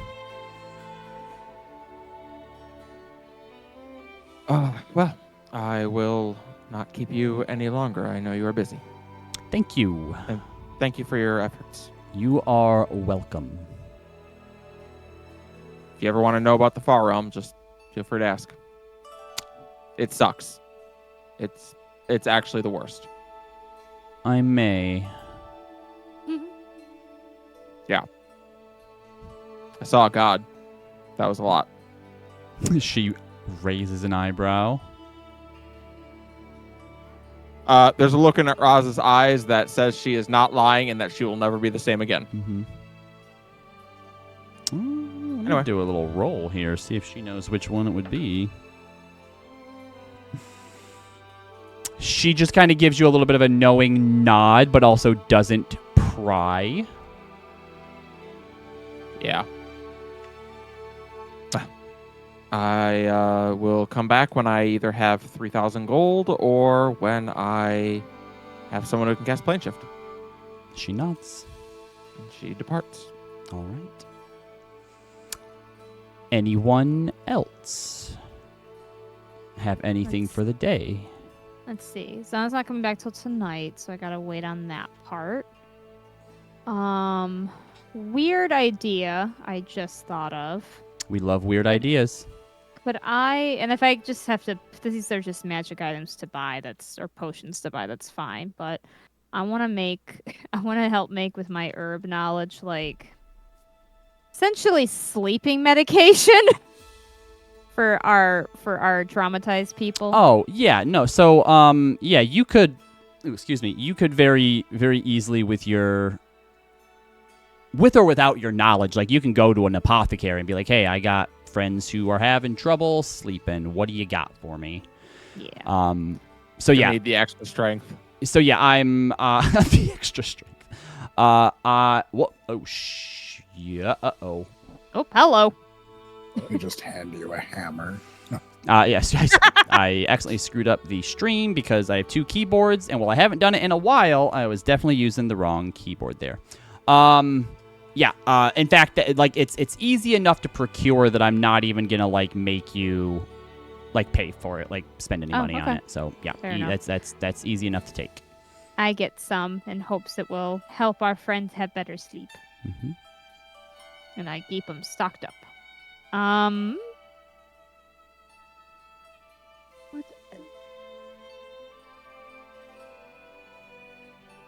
I think for the most part, she's just going to be walking around the manor to kind of help clean different areas and just kind of make sure it's a bit more homey. Yeah, the majority of the day, like, is kind of spent getting, like, all the stuff that we've talked about, in place, cleaning things up, doing all that kind of stuff. And then if there's anything anybody wants to do in between a bunch of those, easy enough to do.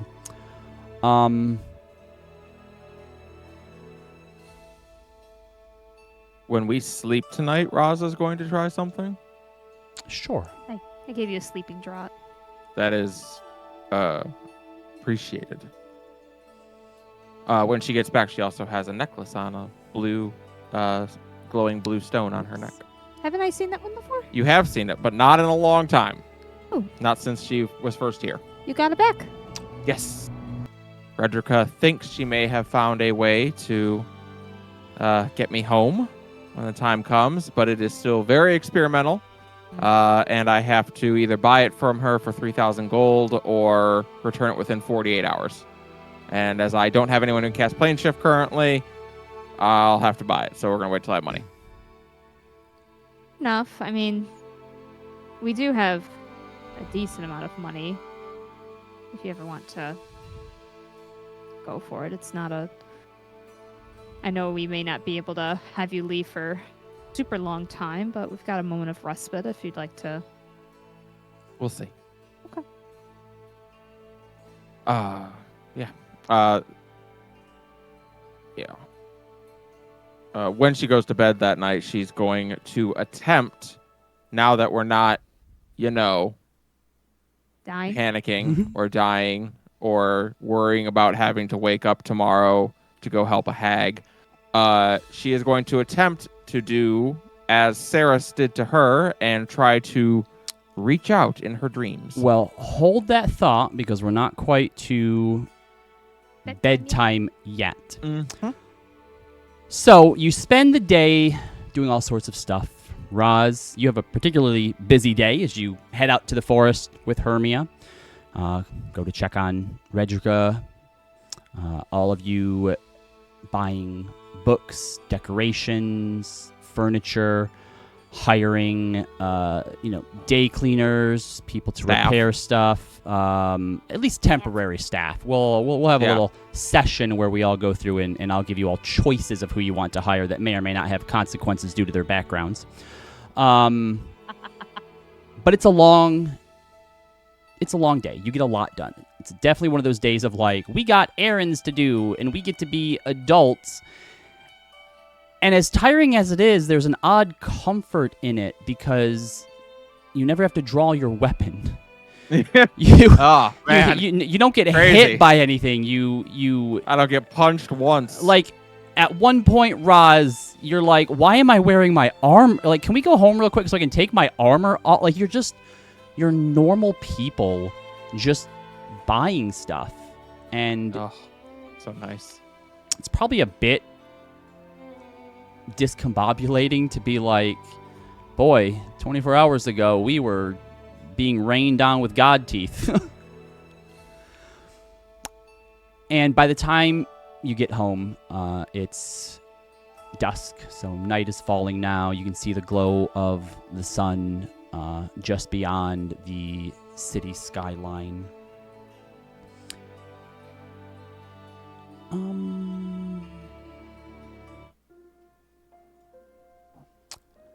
And as you're all coming home, tired, maybe laughing, Corey told a good joke, or Zealous said something absurd, but then followed it with humor, and so then it made sense. Exception. You see that there are lights on through the front windows as you're kind of walking through the front gate and into the garden. There are more lights on in your manor, in like the kitchen, the entryway area, and the dining hall than there was when you left. Oh shit, get your weapons out. I don't want to. I took my armor off. Rosalind's like, technically Kelly's like, technically I didn't say that, you said that. Yeah. True, yeah. Can we walk that back? Okay. I guess we're going to go up and open the door. Yeah. All right, you open the door, and as you walk through, you can see the coat and arms closet is open, and there's a few bags placed near it. Looks like there's some coats that have been hung up in there. No weapons that you see, but you hear several voices coming from the dining hall and the kitchen area. They're jovial, they're jolly, they're having a good time. You smell food.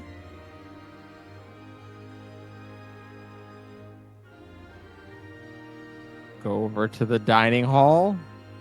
Just Roz going through this? No, I assume we all are, right? Mhm. Yeah. Are you? Everyone's I mean, we're all following there. along? You're I'm all there, yep. Yeah. Not a part of the jovial party. Hermia's like, is this place haunted? I was like, You open the dining room hall. we came home there to are the wrong house. no lights on.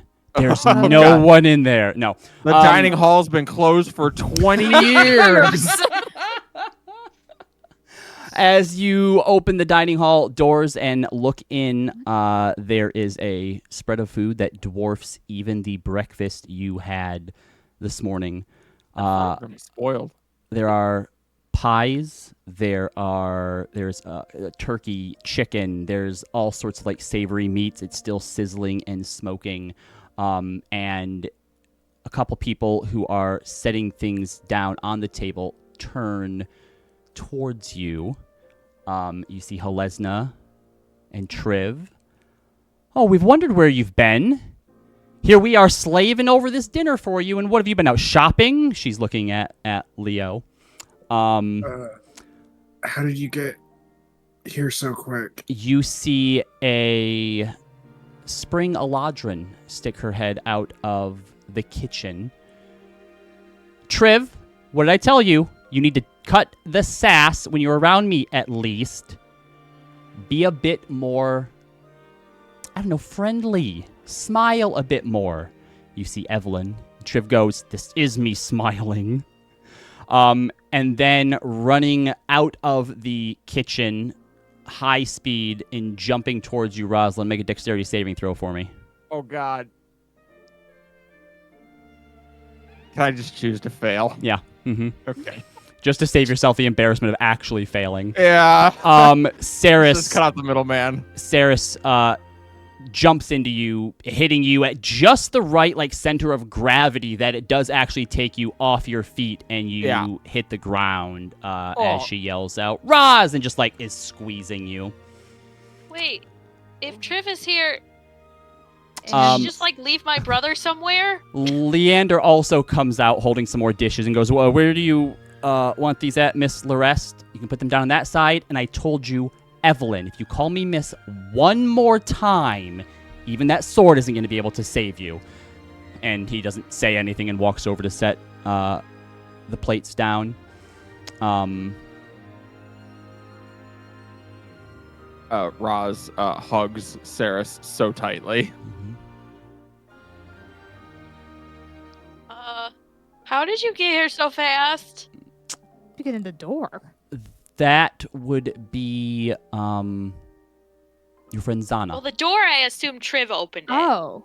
Zana. No, Xana let them in. Also, Maeve, there's someone in here who is a bit preoccupied, but you should come and say hi to as well. And then Evelyn ducks back into the kitchen. And as you walk in there, you see your mother is currently in there dealing with some of the stuff on some of the stoves. And is in the midst of it, but gives you that come over here so that I can, Yeah. and Yeah, I think can hug you I while think she's I find the stunned potatoes. at first, how the fuck are you here? You've never left the Grove. Are we dreaming? And then goes Zealous, and, punch me! and gives her a hug. How did you get here? Magic. A turtle. A turtle brought me through a tree. Really? Yes. No, you're not crazy. I know what you're talking about. He's your friend. Yes. How's father doing? Better. He's still recovering. This is almost done. You and your friends go get cleaned up. We nearly have this already in prepared, and go. All right. Zealous There's you want to see my kind of room? half-heartedly gives you just a nudge in the shoulder, Hermia. Oh. She goes, Zealous, you can hit harder than that. I tried. yes. Ah. Saris is very excited to see your room and asks if she can have a room. She says, I know this place is big enough for one. Oh, I knew I should have gotten bunk beds. Roz nods. You can have a room. Mm-hmm.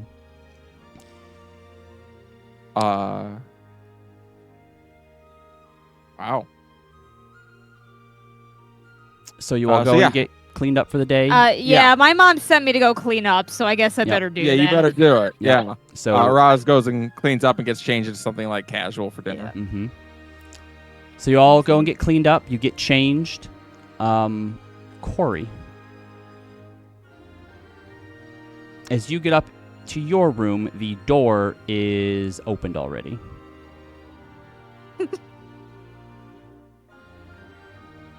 Opens the door. Make a perception check for me. What?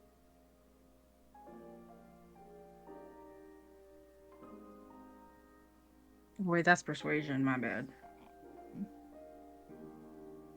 That's just a 6. All you need to do is not roll a 1. Passed out on your bed in her farm clothes, drooling on your pillow, you see Faye.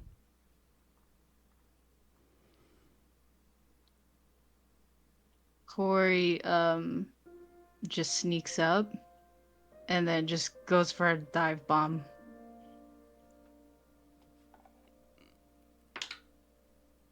Okay. As you jump on the bed next to her, shouting whatever you do, coming out in like straight up defensive mode, she just wallops you right in the face. Take 1 point of damage.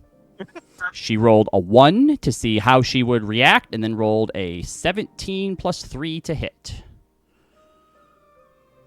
So as she just like up and like uppercut, she goes, "Oh my god! Oh Corey! Oh I'm so sorry! I'm so sorry! Oh no! And just like takes your face in her hands and just like starts like kissing you on the cheek. She's like, I'm so sorry! I didn't know that. No, you fight monsters. I'm not sorry. That didn't hurt. I didn't realize you were so abusive. Oh my god. Oh my gosh! I didn't realize that you had a mansion that you never invited me to. I was getting it ready. Look, I'm still doing this corner of the room and stuff, and I don't know. I was gonna work on this teleportation thingy with Hermia, so that I could come see you and you can come see me. Well, here I am. Yeah. What the hell? Oh, does that mean that dinner's ready? They said that dinner would be ready by the time you're here, and she takes you by the hand and takes off back down towards the dining hall. And as everyone takes the time to get ready and gather back down here, it is, of course, the 6 of you.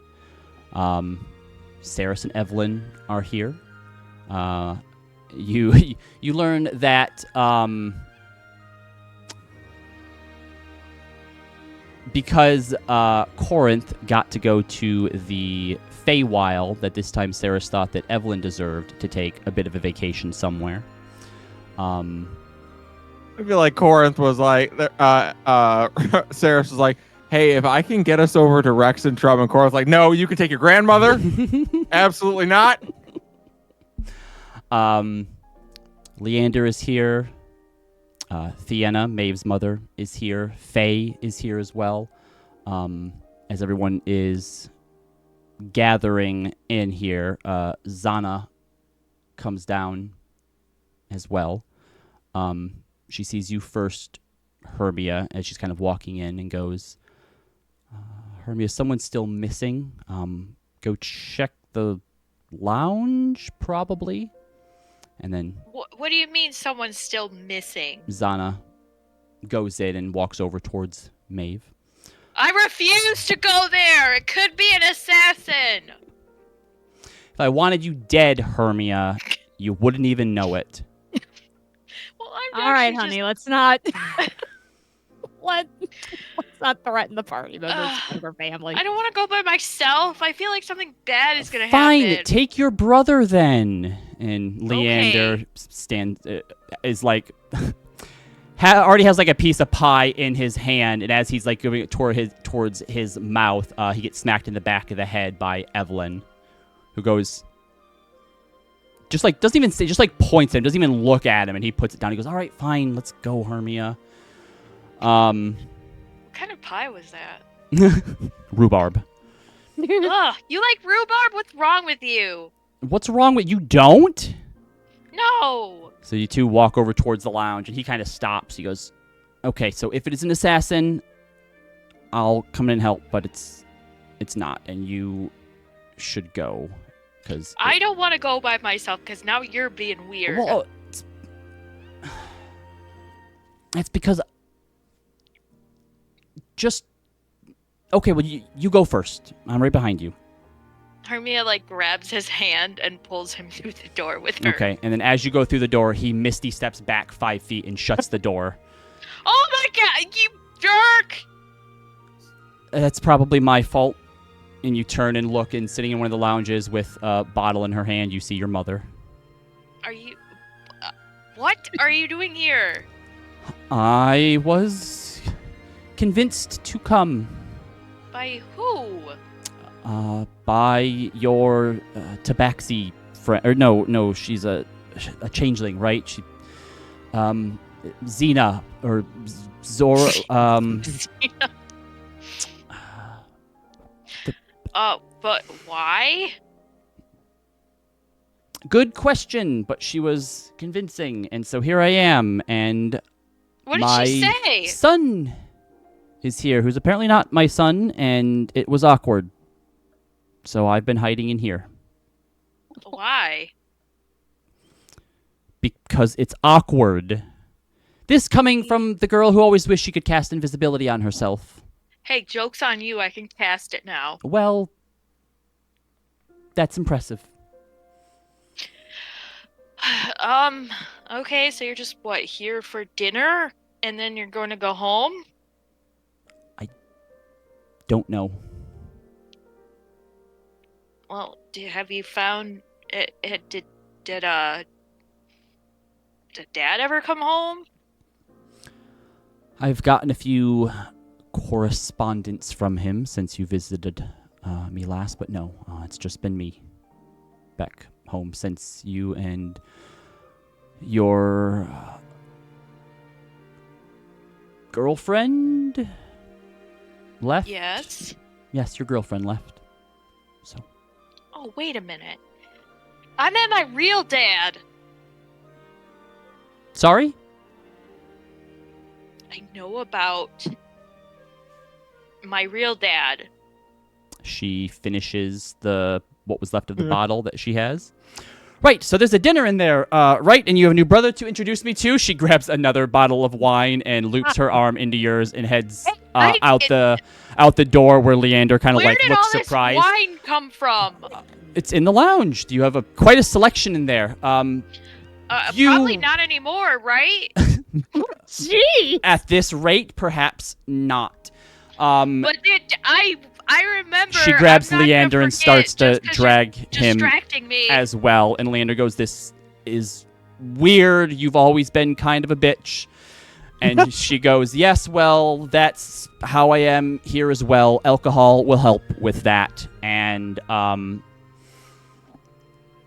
meanwhile, back in here while that's going on, Xana kind of takes you aside, Maeve, and goes, Yeah. I had also tried to reach out to Kaylin, but had the same issues that you did. Yeah. So I appreciate it though. This is incredible. What brought all this on? This was a lot of work.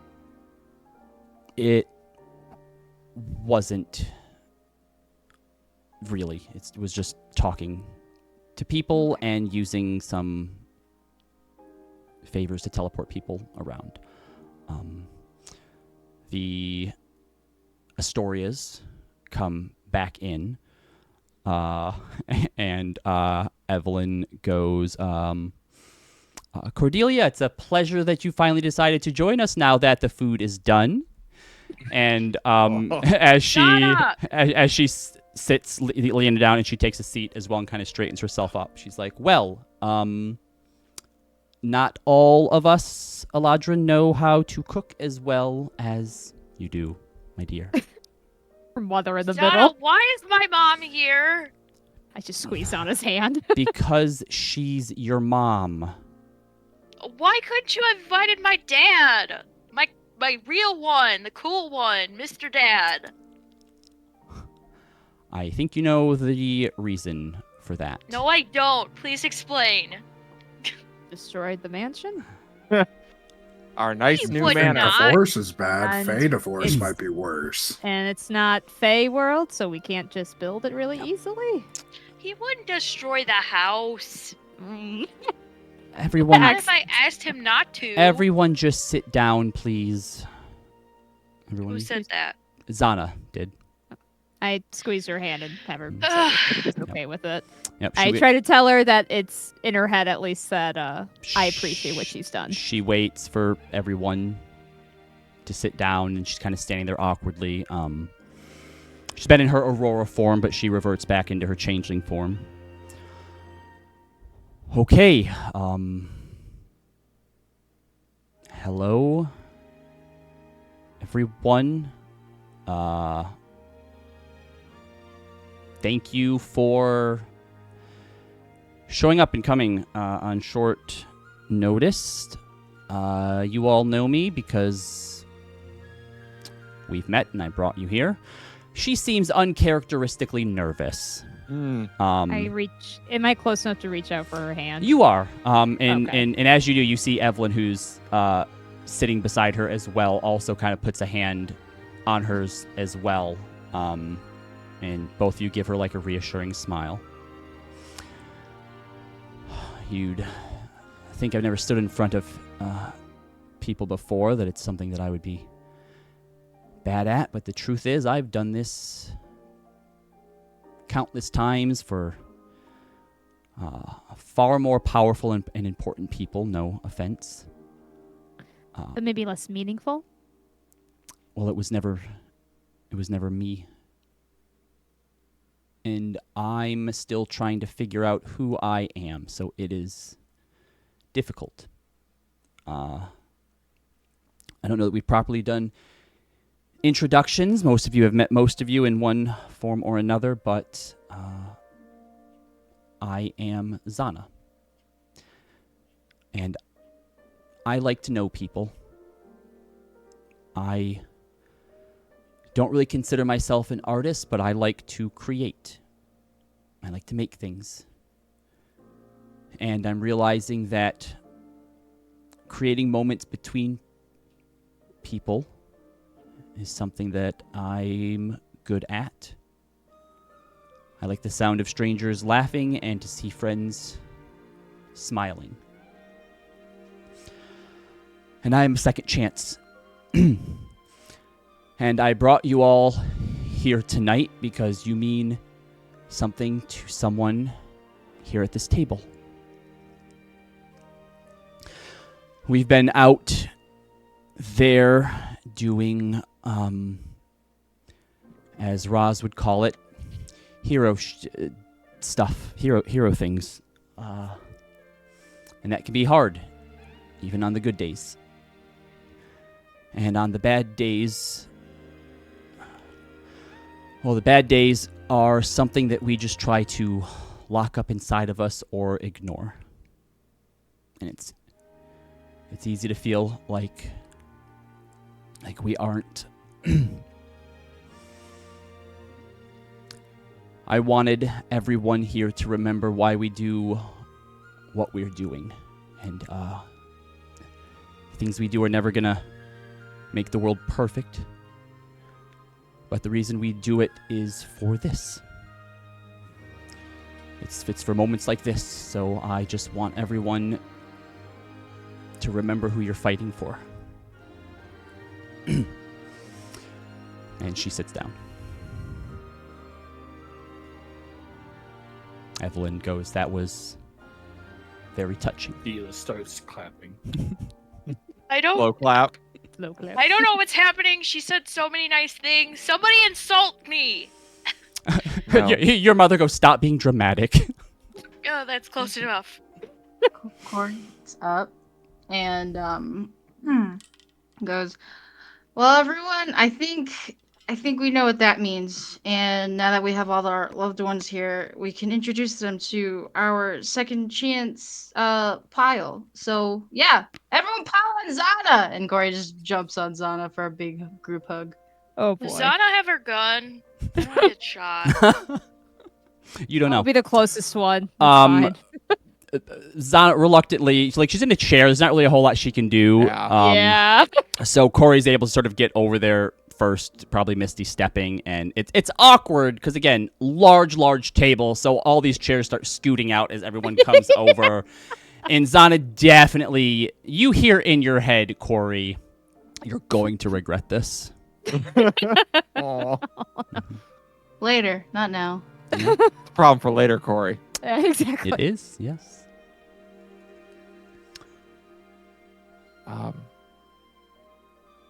Thank you, Xana. Yes, thank you. I know you don't have a lot of what you call family. Except we're on this table right now. She nods. "This isn't about me. This is about you and your family About us. and loved ones." Saris lost. You're part of our family. Saris doesn't remember the Feywild. And Saris goes, "Yeah, that's why I needed to come is so that you can tell me what happened, because my dad wouldn't tell me all of what happened. You forgot? Yeah. That sometimes happens with people. Yeah, apparently it's because I'm an Onaroxy, but like I'm a human, so it affected me weird. Oh, I see. Rosalind wouldn't tell you? She suddenly gets this like, yeah, why won't you tell me? It's probably because she had a patron, didn't she? Oh, wait. She was a warlock there for a Yeah, minute. yeah. Roz puts her Oh my hand over god, Leo's mouth. Leo! And there's just a shit-eating grin on Lloyd's face. All right, My mother's just looking more and more horrified. my Roz says that it would be cheating if she told me everything, and That's that true. she's more of a guide than a cheat sheet. Roz nods at that. Yeah, that seems like something Saris would say to me. Well, I'm happy to have so many people around this table. This has been strange. But this is the first time, I think, since I've come here that I've walked into a building and thought, I'm home.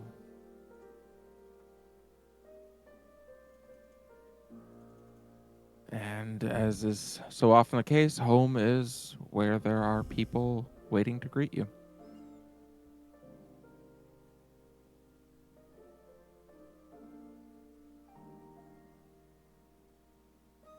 You all. Family's old and family's new. Mhm. So, as the night progresses and you eat, you are jolly, you share stories. My mother goes, "You went where?" Saris,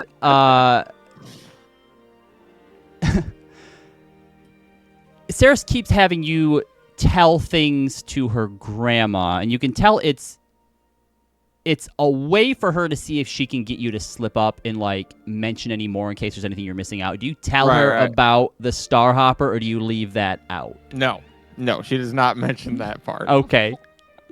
So cruel. Not cruel at all. At some point, Xana gets up and says, Zealous, could you help me with something in the kitchen? Yes. See us get up and go to the kitchen. As the two of you walk in, the two young men from earlier were also here kind of helping out and are currently in here kind of cleaning up. As you walk in, Xana, without even looking at them, just says, "Go home now." And both of them just literally drop what they're doing and leave. Like, they don't, like, question anything. They just leave. Jeez. She turns back around to you, Zealous. I lied. I don't need your help with anything in here. Oh, okay. See what's turn around. And No, start- I wanted to talk to you, though. Oh. Well, why didn't you just say that? I don't know. Fair. My girlfriend, everybody. Well, next time you can just say that you want to talk to me. I will remember that then. Good. What did you want to talk about? I don't feel like you and I talk a lot, but I've always thought that there is a lot that we have in common.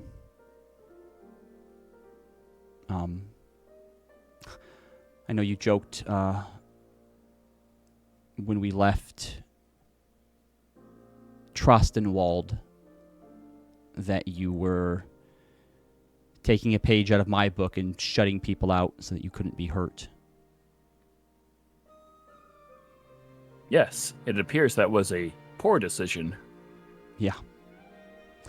I think the world sees and uses both of us as things, as tools. And I don't know if that's part of the reason why we try to lock it up. That tools don't feel.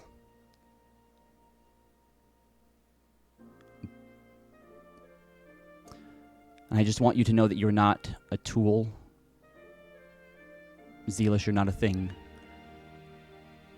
Because I can see how much you have been hurting and how much you've been feeling for as long as we've been traveling. And I'm sorry that I wasn't able to get anyone here for you. I did make the offer to your siblings, but they weren't really sure why they should come. They said they don't need to eat, so dinner wasn't useful to them. They've, I guess, still been busy settling into Ayer's recollection. But I don't have anyone here either. But that is our family out there.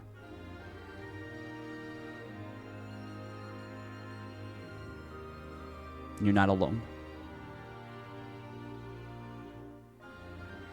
And she kind of reaches out and just like pats your shoulder. Zealous will just stand there and also reach out and awkwardly pat Xana's shoulder. And then just leave the hand on Xana's shoulder for an uncomfortable amount of time and say, "You are not a tool, Xana, either." Before she can respond, there is a loud crash outside that everyone hears. You hear horses freaking out. There's shouting. Some sort of commotion is happening. I say to my mom, like, wait here, and to run Cirrus out. Cirrus goes, Roz, give me a sword! Roz is like, Evelyn, grab Cirrus, and she's going to go grab Radiant Sister and rush out front. All right. As all of you head out front, you see that there are some horses that have kind of ran from a wreck of some sort. That sort of crashed into some of your garden hedges. There's a petunias! Sort of horse-drawn carriage that's like flipped over. The horses are like on the other side, just like they got away from that, and now they're like, all right, cool. Oh, some green shit to eat. Oh, God.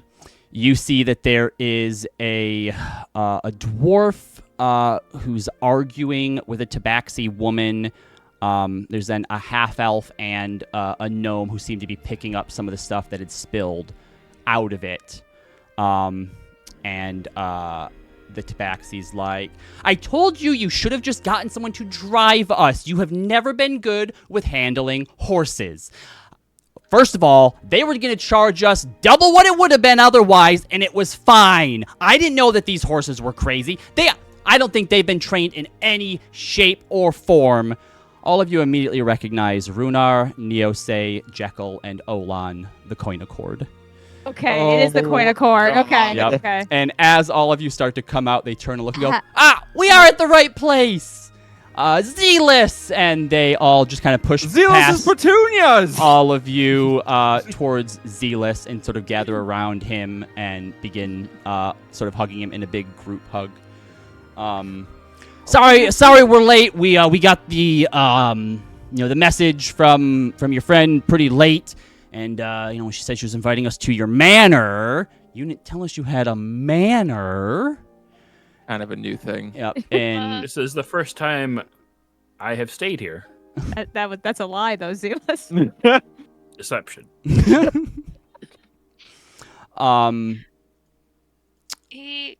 Maeve? Yes? Okay, this might just be me being crazy, but doesn't this feel like, I don't know, like a goodbye sort of gesture? Or, what I mean? did you take like Maeve off to the side to like ask her this? Yeah. All right. So as you're asking her this, everyone's taken back inside, realizing that okay, these are some of Zelus's friends. Yeah. And they basically explained that when they realized that Zelus had a mansion, they needed to show up in style. So they had rented a horse and carriage to show up, and it didn't quite go the way they wanted it to, but they're like, we'll clean it up in the morning. And they're taken in and given seats around the table as well. Continue, Hermia. What do you goodbye in what way? I'm not sure if I'm understanding. Xana's not like in danger or like about to like go do something crazy. She is. She hasn't told me. I just feel like this is like feels like a goodbye party in a way.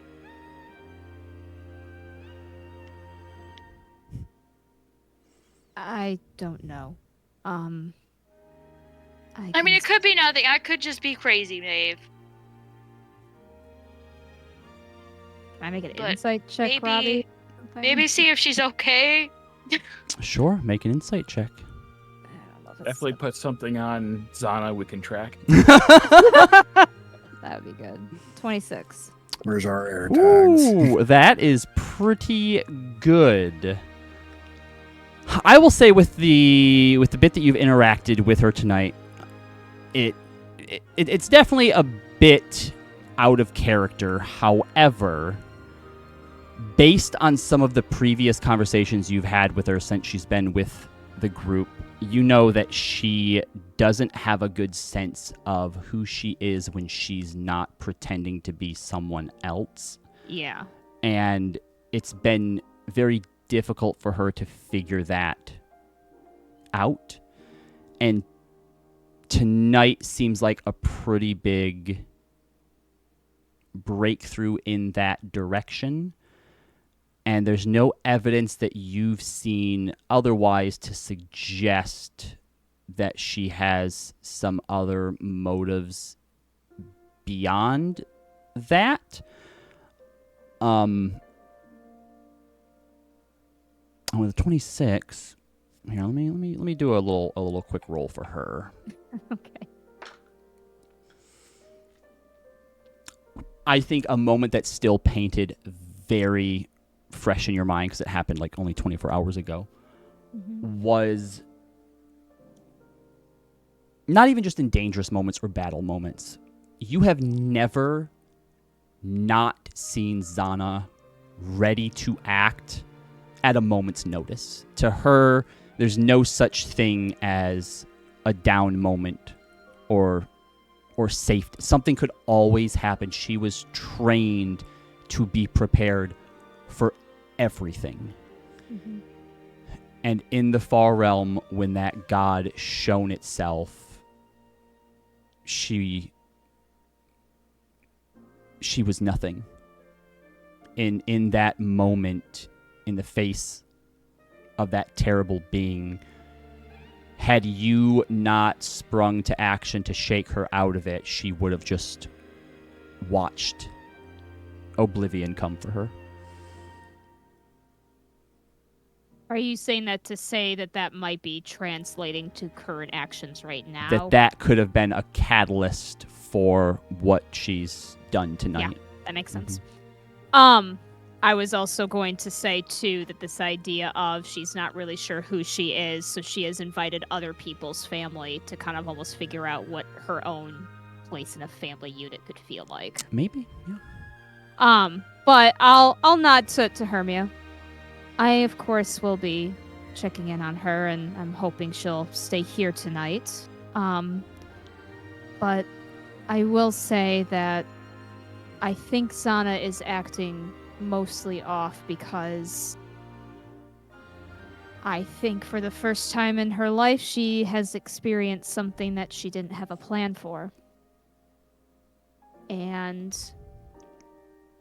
I'm thinking maybe she's starting to kind of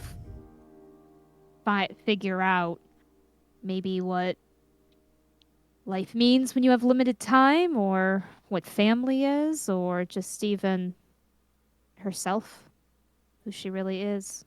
Something she's never given herself permission to find before. Makes sense. I don't know. I guess I'm just one of those people where it's just like, oh, everybody's too much of in a good mood, something's gonna happen. Well, I guess when you're in a constant waiting for the other shoe to drop, you're just seeing a lot of shoes ready to drop. Yeah. I've had to quickly learn with Xana that I may not completely know what she's going to do next. All I can do is rely on knowing what I will do, regardless of what she may choose. But I'll still check in on her, and hopefully she'll be staying here tonight. Okay. I guess we go back in. Yep. Now I do have a bunch of small things planned, but if anybody wants to interact with anyone or introduce anyone to see interactions, by all means, let me know. Corey, throughout the night, as Saris is asking questions or asking her grandma to ask questions to Roz, I would say that everyone definitely, like at one point, Saris just like pouting and kind of like a little just upset, as like, I can't believe that I went to the Feywild and didn't even get to find a patron. And Faye leans over to you, Corey, and goes, "You're royalty now. Why don't you offer to be Saris's patron?" I think Faye poses that when like Corey has their face stuff. Mm-hmm. Yes, you're right. It is a great idea. Saris, you Well, know the Prince of Changelings. If you want a patron, why don't you just ask your resident sorcerer? And Saris looks up at you, Roz, then looks over at Evelyn, then looks over at Corey. Can you do that? Can you give me magic powers? Oh god. Corey is looking at Roz anxiously. Well, Roz looks over at you, Corey, and says, "I'm sure you have very high standards for your warlocks, that they need to be willing to work hard, and, they need to be ready to be heroes." Evelyn kind of picks up her napkin, kind of, taps her mouth or whatever, sets it down, pushes the chair out, walks out of the room. Everyone kind of goes like a little bit quiet. Roz will go follow her. By the time you do, she's sort of out in the gallery area where she's like opened up like a drawer and she's taking out a paper and a quill and goes, "Oh, no, I'm good."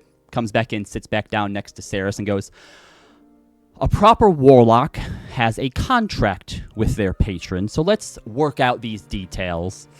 And Evelyn begins to write up a contract about how Saris has certain chores that she has to do if she wants access or being able to use her magic, how magic can only be used during certain times and hours of the day, and comes up with everything and eventually presents it to Corey and Saris to sign, if Corey is intent with going through with it. Corey is trying to read it, but then in the heat of the moment and just reading this legalese is like,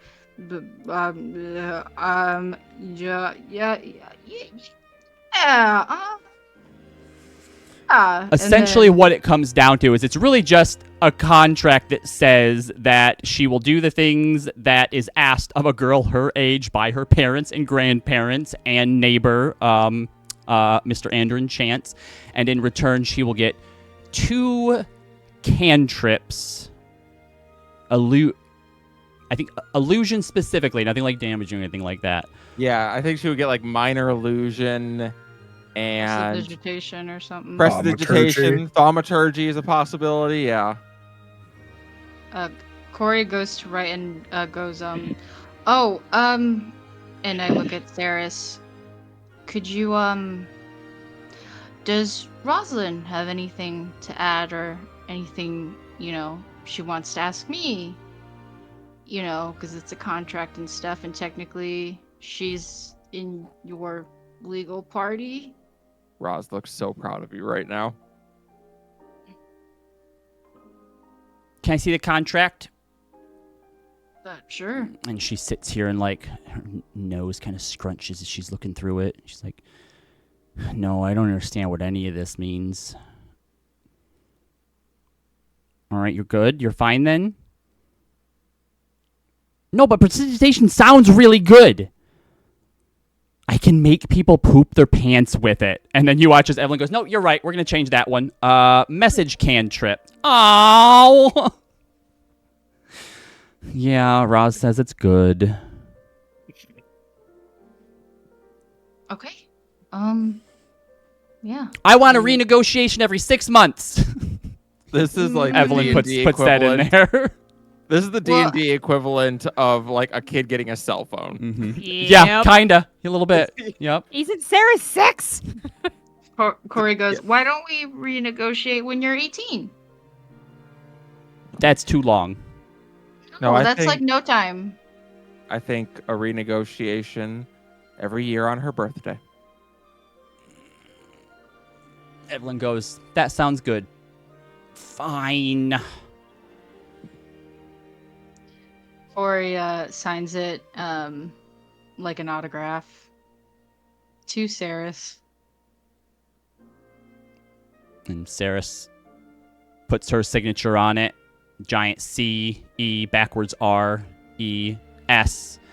And then as she does, Corey, are you doing this to humor her? Corey's definitely freaking out and giving Faye the look of like, what the hell did you get me into? And now I'm gonna figure this out and call my mom and be like, how do I be a patron? My question to Corey is, do you think this will work? I don't think Corey I think Corey is like, Is there a This is- fear that it will work? no, Corey is like dead set knowing that this is Roz's family and is like, I'm gonna make this shit work because I don't want to disappoint the extended family. Then as soon as Saris finishes her signature, you watch as all of the writing on this paper glows gold and then fades away and the paper turns to fairy dust. And everyone kind of gasps.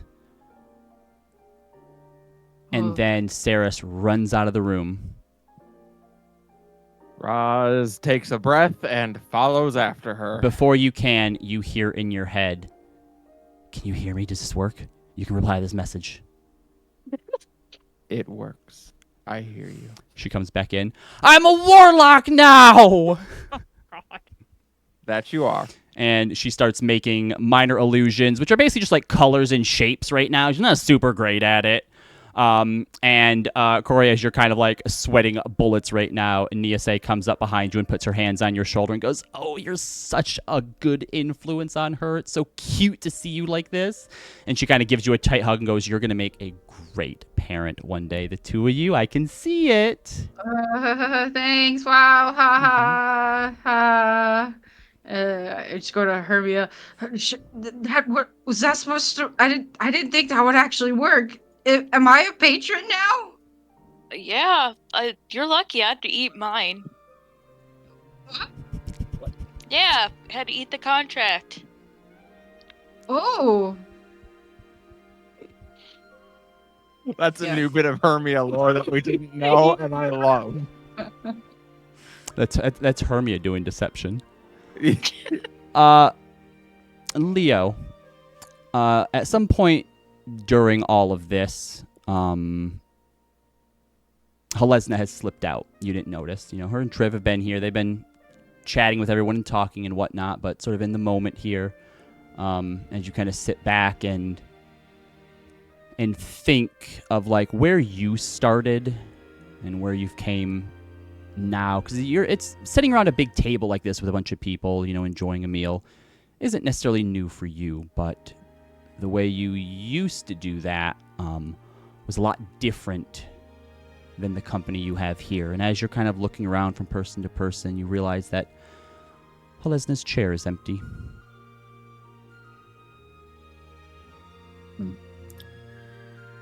I'll message to Triv in her head.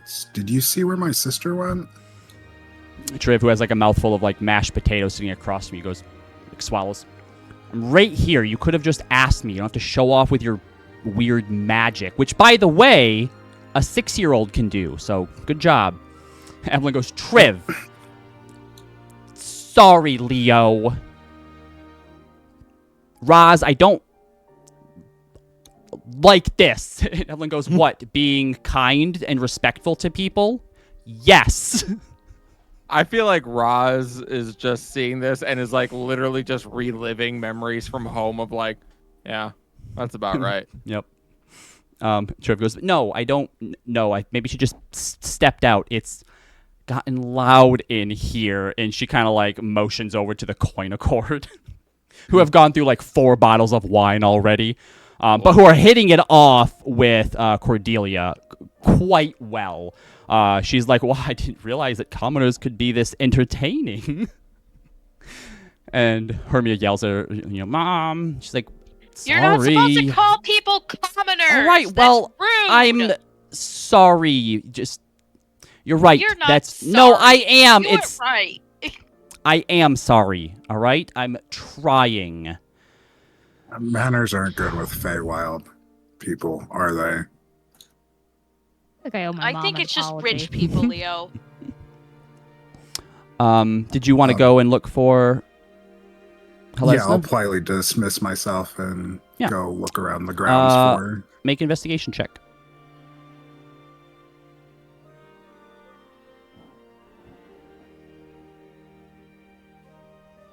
Not bad. 17 plus 8. Yeah, you head over to the lounge first, and as you're there, you kind of see something moving through the window, and you look out and notice Helesna has collected the 2 horses that the coin accord just left to wander and munch on stuff, and is taking them over towards the stables. So I'll follow into the stables. Yep. You head out. She's kind of putting him into some stalls there and feeding Ivory and Apple, and she sees you. Oh, sorry, there is a lot going on in there, so I just needed quiet. Understandable. Are you liking it up here, though? In the fancy part of town, yes, it's definitely something that I could get used to, but it's also a lot to clean, so we're going to be hiring help, so... I think that, well, maybe I could be convinced if you don't hire a stable hand, I could maybe take care of out here. And she feeds another apple to one of the horses. I have 4 more horses around the world that I need to go pick up, so... That's such a weird thing to say. Well, I mean, I've been buying horses left and right throughout the Why? Menage Coast, so... Because we have to leave them in town when we go on our boat. Because they wouldn't let me bring the horses on the boat. And then we had to walk through the Pallid Grove. Yeah, I don't know what that is. I want to bring the horses. But I am just in awe at the fact that 4 months ago, we were living out of a cheap apartment, and now you have horses around the world, you own a boat, and you have a mansion. I mean, we've done a lot for the world, though. You've done a lot for yourself, too, Leo, and for me, and for Triv, and I just want you to know that I'm proud of what you've managed to create. I've never had any problem with it just being me, you, and Triv, but I don't know, all those people in there is just something else. I didn't imagine it either. I kept them at arm's length for a long while. Until they actually showed that I had a heart. So... Well, I've always known. I'm in awe as like you. As you two are sitting here chatting as well, you actually notice from where you are outside the stables here, you notice some movement up near the door of the pantry. You see, don't even need to roll with it, roll with your perception. You see Leander is standing out there by himself. Looks kind of nervous. And then the door opens and you see Triv comes out. And he kind of tries to go in for a hug and she stops him. I believe part of Keen Mind is that you can read lips. Yep. What you see Triv say is, no, we're not there yet. Get a bottle of wine. You have 10 minutes to find me. Don't disappoint. And then she disappears back inside. Raven Leander? Oh, shit. Well. I look at Lesna. Does she see what happened? Yeah, she looks at you. What, you got nothing to say? Cat, have your tongue now? Sorry. I thought you and Triv were Sorry Madam. if we broke your little head cannon there, but no, Leo. She's my friend. They really were just roommates. How cruel. How could they do this And to I us? just have a smile. It's like, Queer baiting. when are you going to find something? Or find someone? She shrugs. Who knows? It'll happen in time. I'm in no rush. Although, now that my brother is rich enough to afford all of this, maybe I don't need to work anymore. Well, that's what I've been trying to do. So you don't have to work. Mm-hmm. Well, the two of you can stay out here and chat for a little bit longer or head back inside. Maeve. Yes. Xana comes and sits near you and your mother and does her best to try and be a good partner in this moment given what happened last time. So she asks questions about the Pallid Grove. Your mom tries to ask some questions. Xana expertly deflects. Here we go. It was a step. It was a step. Baby steps. Mm-hmm. But here, roll an insight for me and add, we'll say 3 to it. Add 3? Yeah. Okay. 17. Okay. Your mother either doesn't notice or doesn't seem to mind. Mhm. And after, 20, 30 minutes of conversation, Xana excuses herself, and your mother turns back to you and goes, I almost forgot. Your father did send you something. And she takes you outside over near the coat room where one of the bags are and takes out something wrapped in sort of like these large, like palm leaf sized leaves, but not from actual palm trees because that's tropical and the Pallid Grove isn't tropical. Yeah. But it's not wrapping paper because wrapping paper is a modern thing. But takes out something that, it's about maybe 6 inches deep and then a foot wide and tall, and hands it to you. It has some twine tied around it. She goes, "Here you go." Thank you. Well, let me see what it is. It's kind of awkward. Like, Dad gave me a gift. What the fuck? She opens it up. Yep. And it looks to be the quilt that the two of you had made, but as you kind of open it up, it has been refashioned into a cloak. Oh. Did he make this? He did. Oh. Wow. She's just kind of stunned because of what this material represented for her way back when. And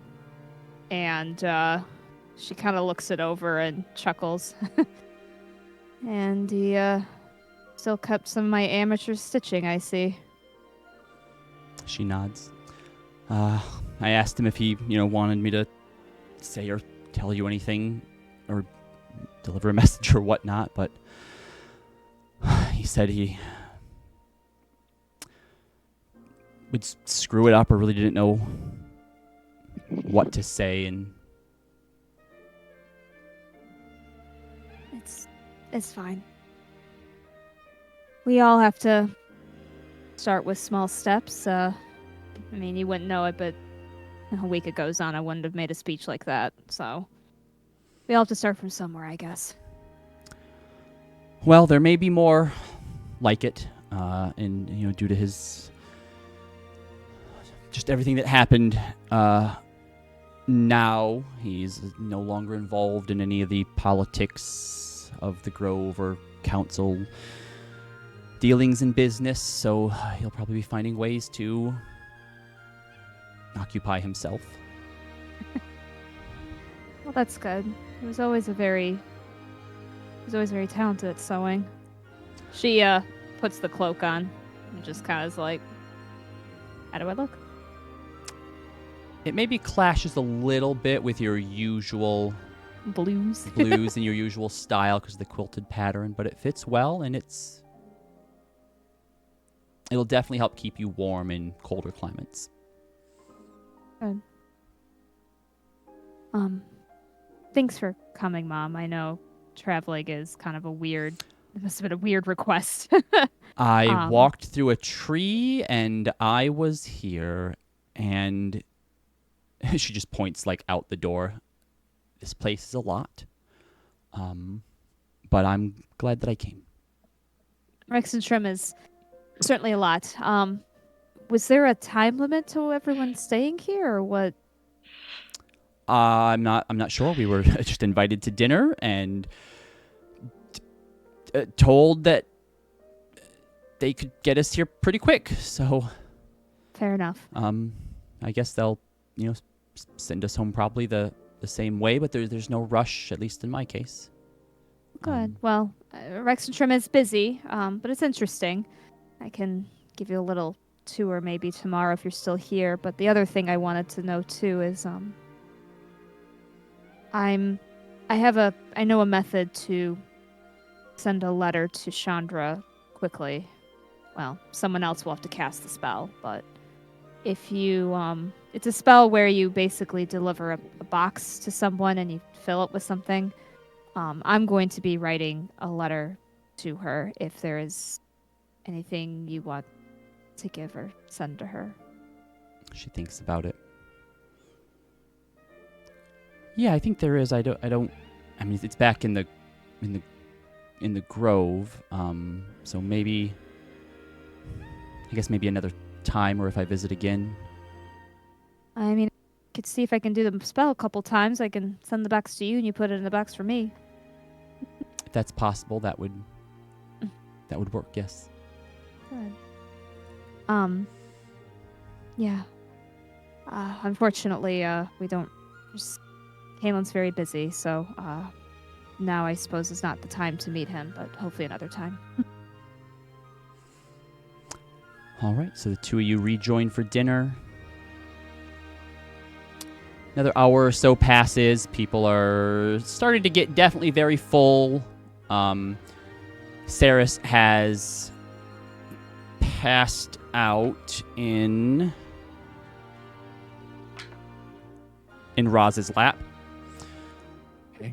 A few of the coin accord have kind of passed out just at the table, and Rosalind's or Evelyn goes over and like removes their plate and wipes their mouth and then puts a napkin, folded up napkin underneath them so that they can sleep comfortably and covers them up with a cloak. Roz glances at Evelyn and is like, I'm gonna go lay her down. Can we talk? Yes, of course. Mm-hmm. She'll get up and go take Saris over to one of the guest rooms and help clean up. Yep, tuck her in. Xana hasn't returned since leaving you and your mother, Maeve. Okay. Well, so never mind. I'm gonna go look for her.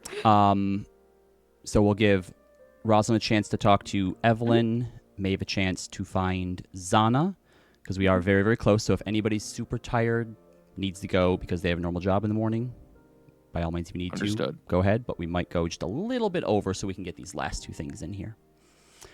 So yes, you go in, lay Rosalind down. There. Technically, there's a Technically, Rosalind yes. being laid down Yes. as well. There is. Absolutely. Yep. And Evelyn comes in shortly after they're sharing the same room. Yeah. Mhm. Roz looks at her and smiles. I told her that you could have that you would be having a pool party with her tomorrow, so be prepared for that. That sounds nice. I'm glad I learned how to swim. I've brought a lot of craziness into your life since that day I messaged you. You have, but you've also given us a lot of things to be thankful for. Corinth recovering okay? The Feywild was a lot. Yes, I heard that he jumped out of a tree He did do that. and broke something that I'm not surprised. He actually broke that when he was younger, climbing a tree. So really, he should have saw that coming. Yeah. I was able to patch him up, but yeah. It was...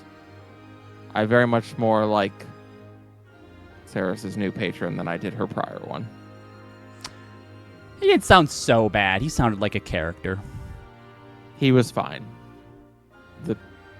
Their bargain was not. But I'm glad you're here. I mean, I've always recently- been here, so I think... Oh, you mean here? Here. Well, I would like to add, Rosalind, that I'm glad that whatever extra planar forces deigned to bring you to Exandria did so, because it turns out one Rosalind wasn't enough for us. We really did need two. Ra's trying not to cry, but she really wants to. Yeah. I recently had a way to get home,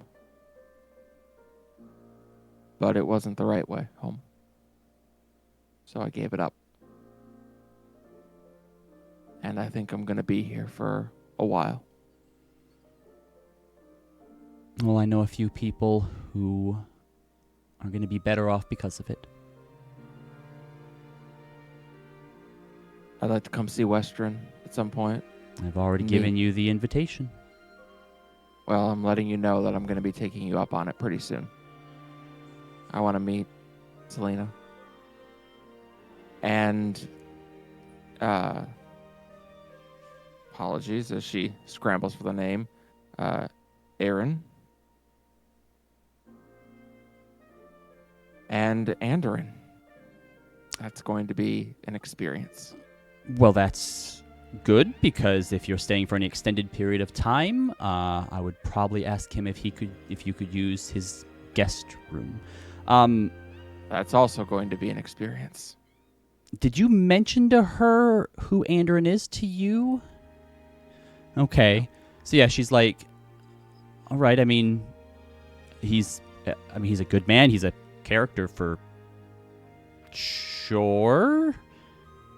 Where I come from, I call him father.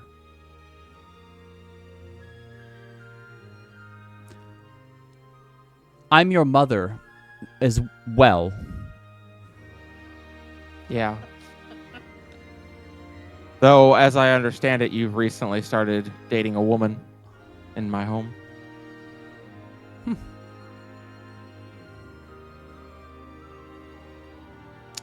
Never thought I'd be into short kings, but Well, something about him saving you in the abyss, apparently. that'll do it. Yeah, that's a big gesture. It's a big one. And she hugs Evelyn. She hugs you back. Hey, if you ever get the opportunity to go to the Far Realm, hard pass. I Don't. don't Terrible. even know what that is. Yeah, don't. It's good. Keep it that way. Bad. Meanwhile, Maeve, Yes. you find Xana easily enough in her room, which is the only one which has yet to be customized and redecorated. So as you kind of knock and slowly push the door open, there's a bed which has had the sort of sheet that's been thrown over it pulled off. There's still like a dresser, what do they call where you like sit down, like do your makeup with the mirror Vanity. and stuff, a vanity, Yep, vanity. you know, all sorts of other things that you would expect to be in a bedroom in a manner like this that are still sort of covered up with the sheets. And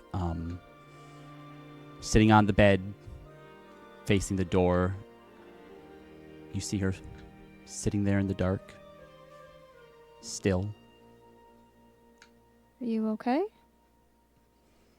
She doesn't respond to you, and you begin to cross Yeah. towards her.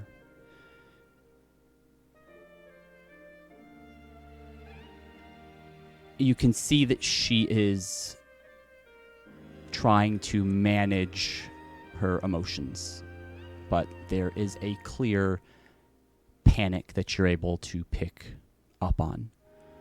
Her face, like steel, unmoving. It is serious, it is grim, it is cold. It is a metal case that has perfected over years the ability to hold every emotion in and depict whatever feeling she chose, regardless of what was inside. But her eyes are betraying all of that, and you can see that she is crying.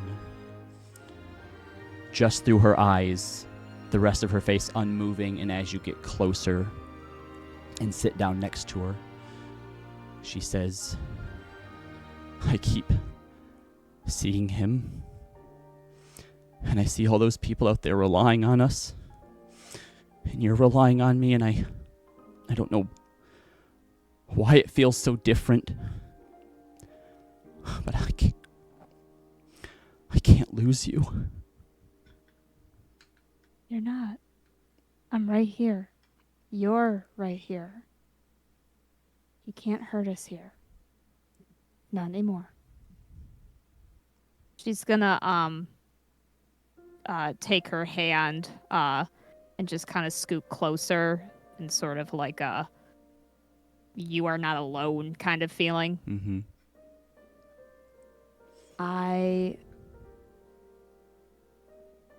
Me relying on you doesn't mean that I need you to perfectly react to everything perfectly all the time.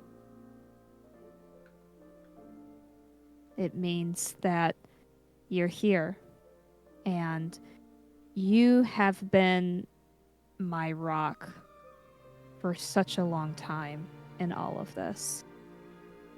And I'm scared of the future too, but let me be here for you. Let me shoulder your burden here. Because I love you. And that's what I want to do. So don't worry about that kind of thing. Don't worry about weakness. She looks up and makes eye contact with you as you say that.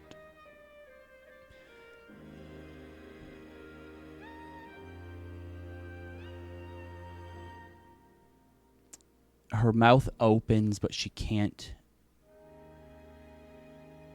seem to get the words out, but you can see in her eyes that she feels the same way.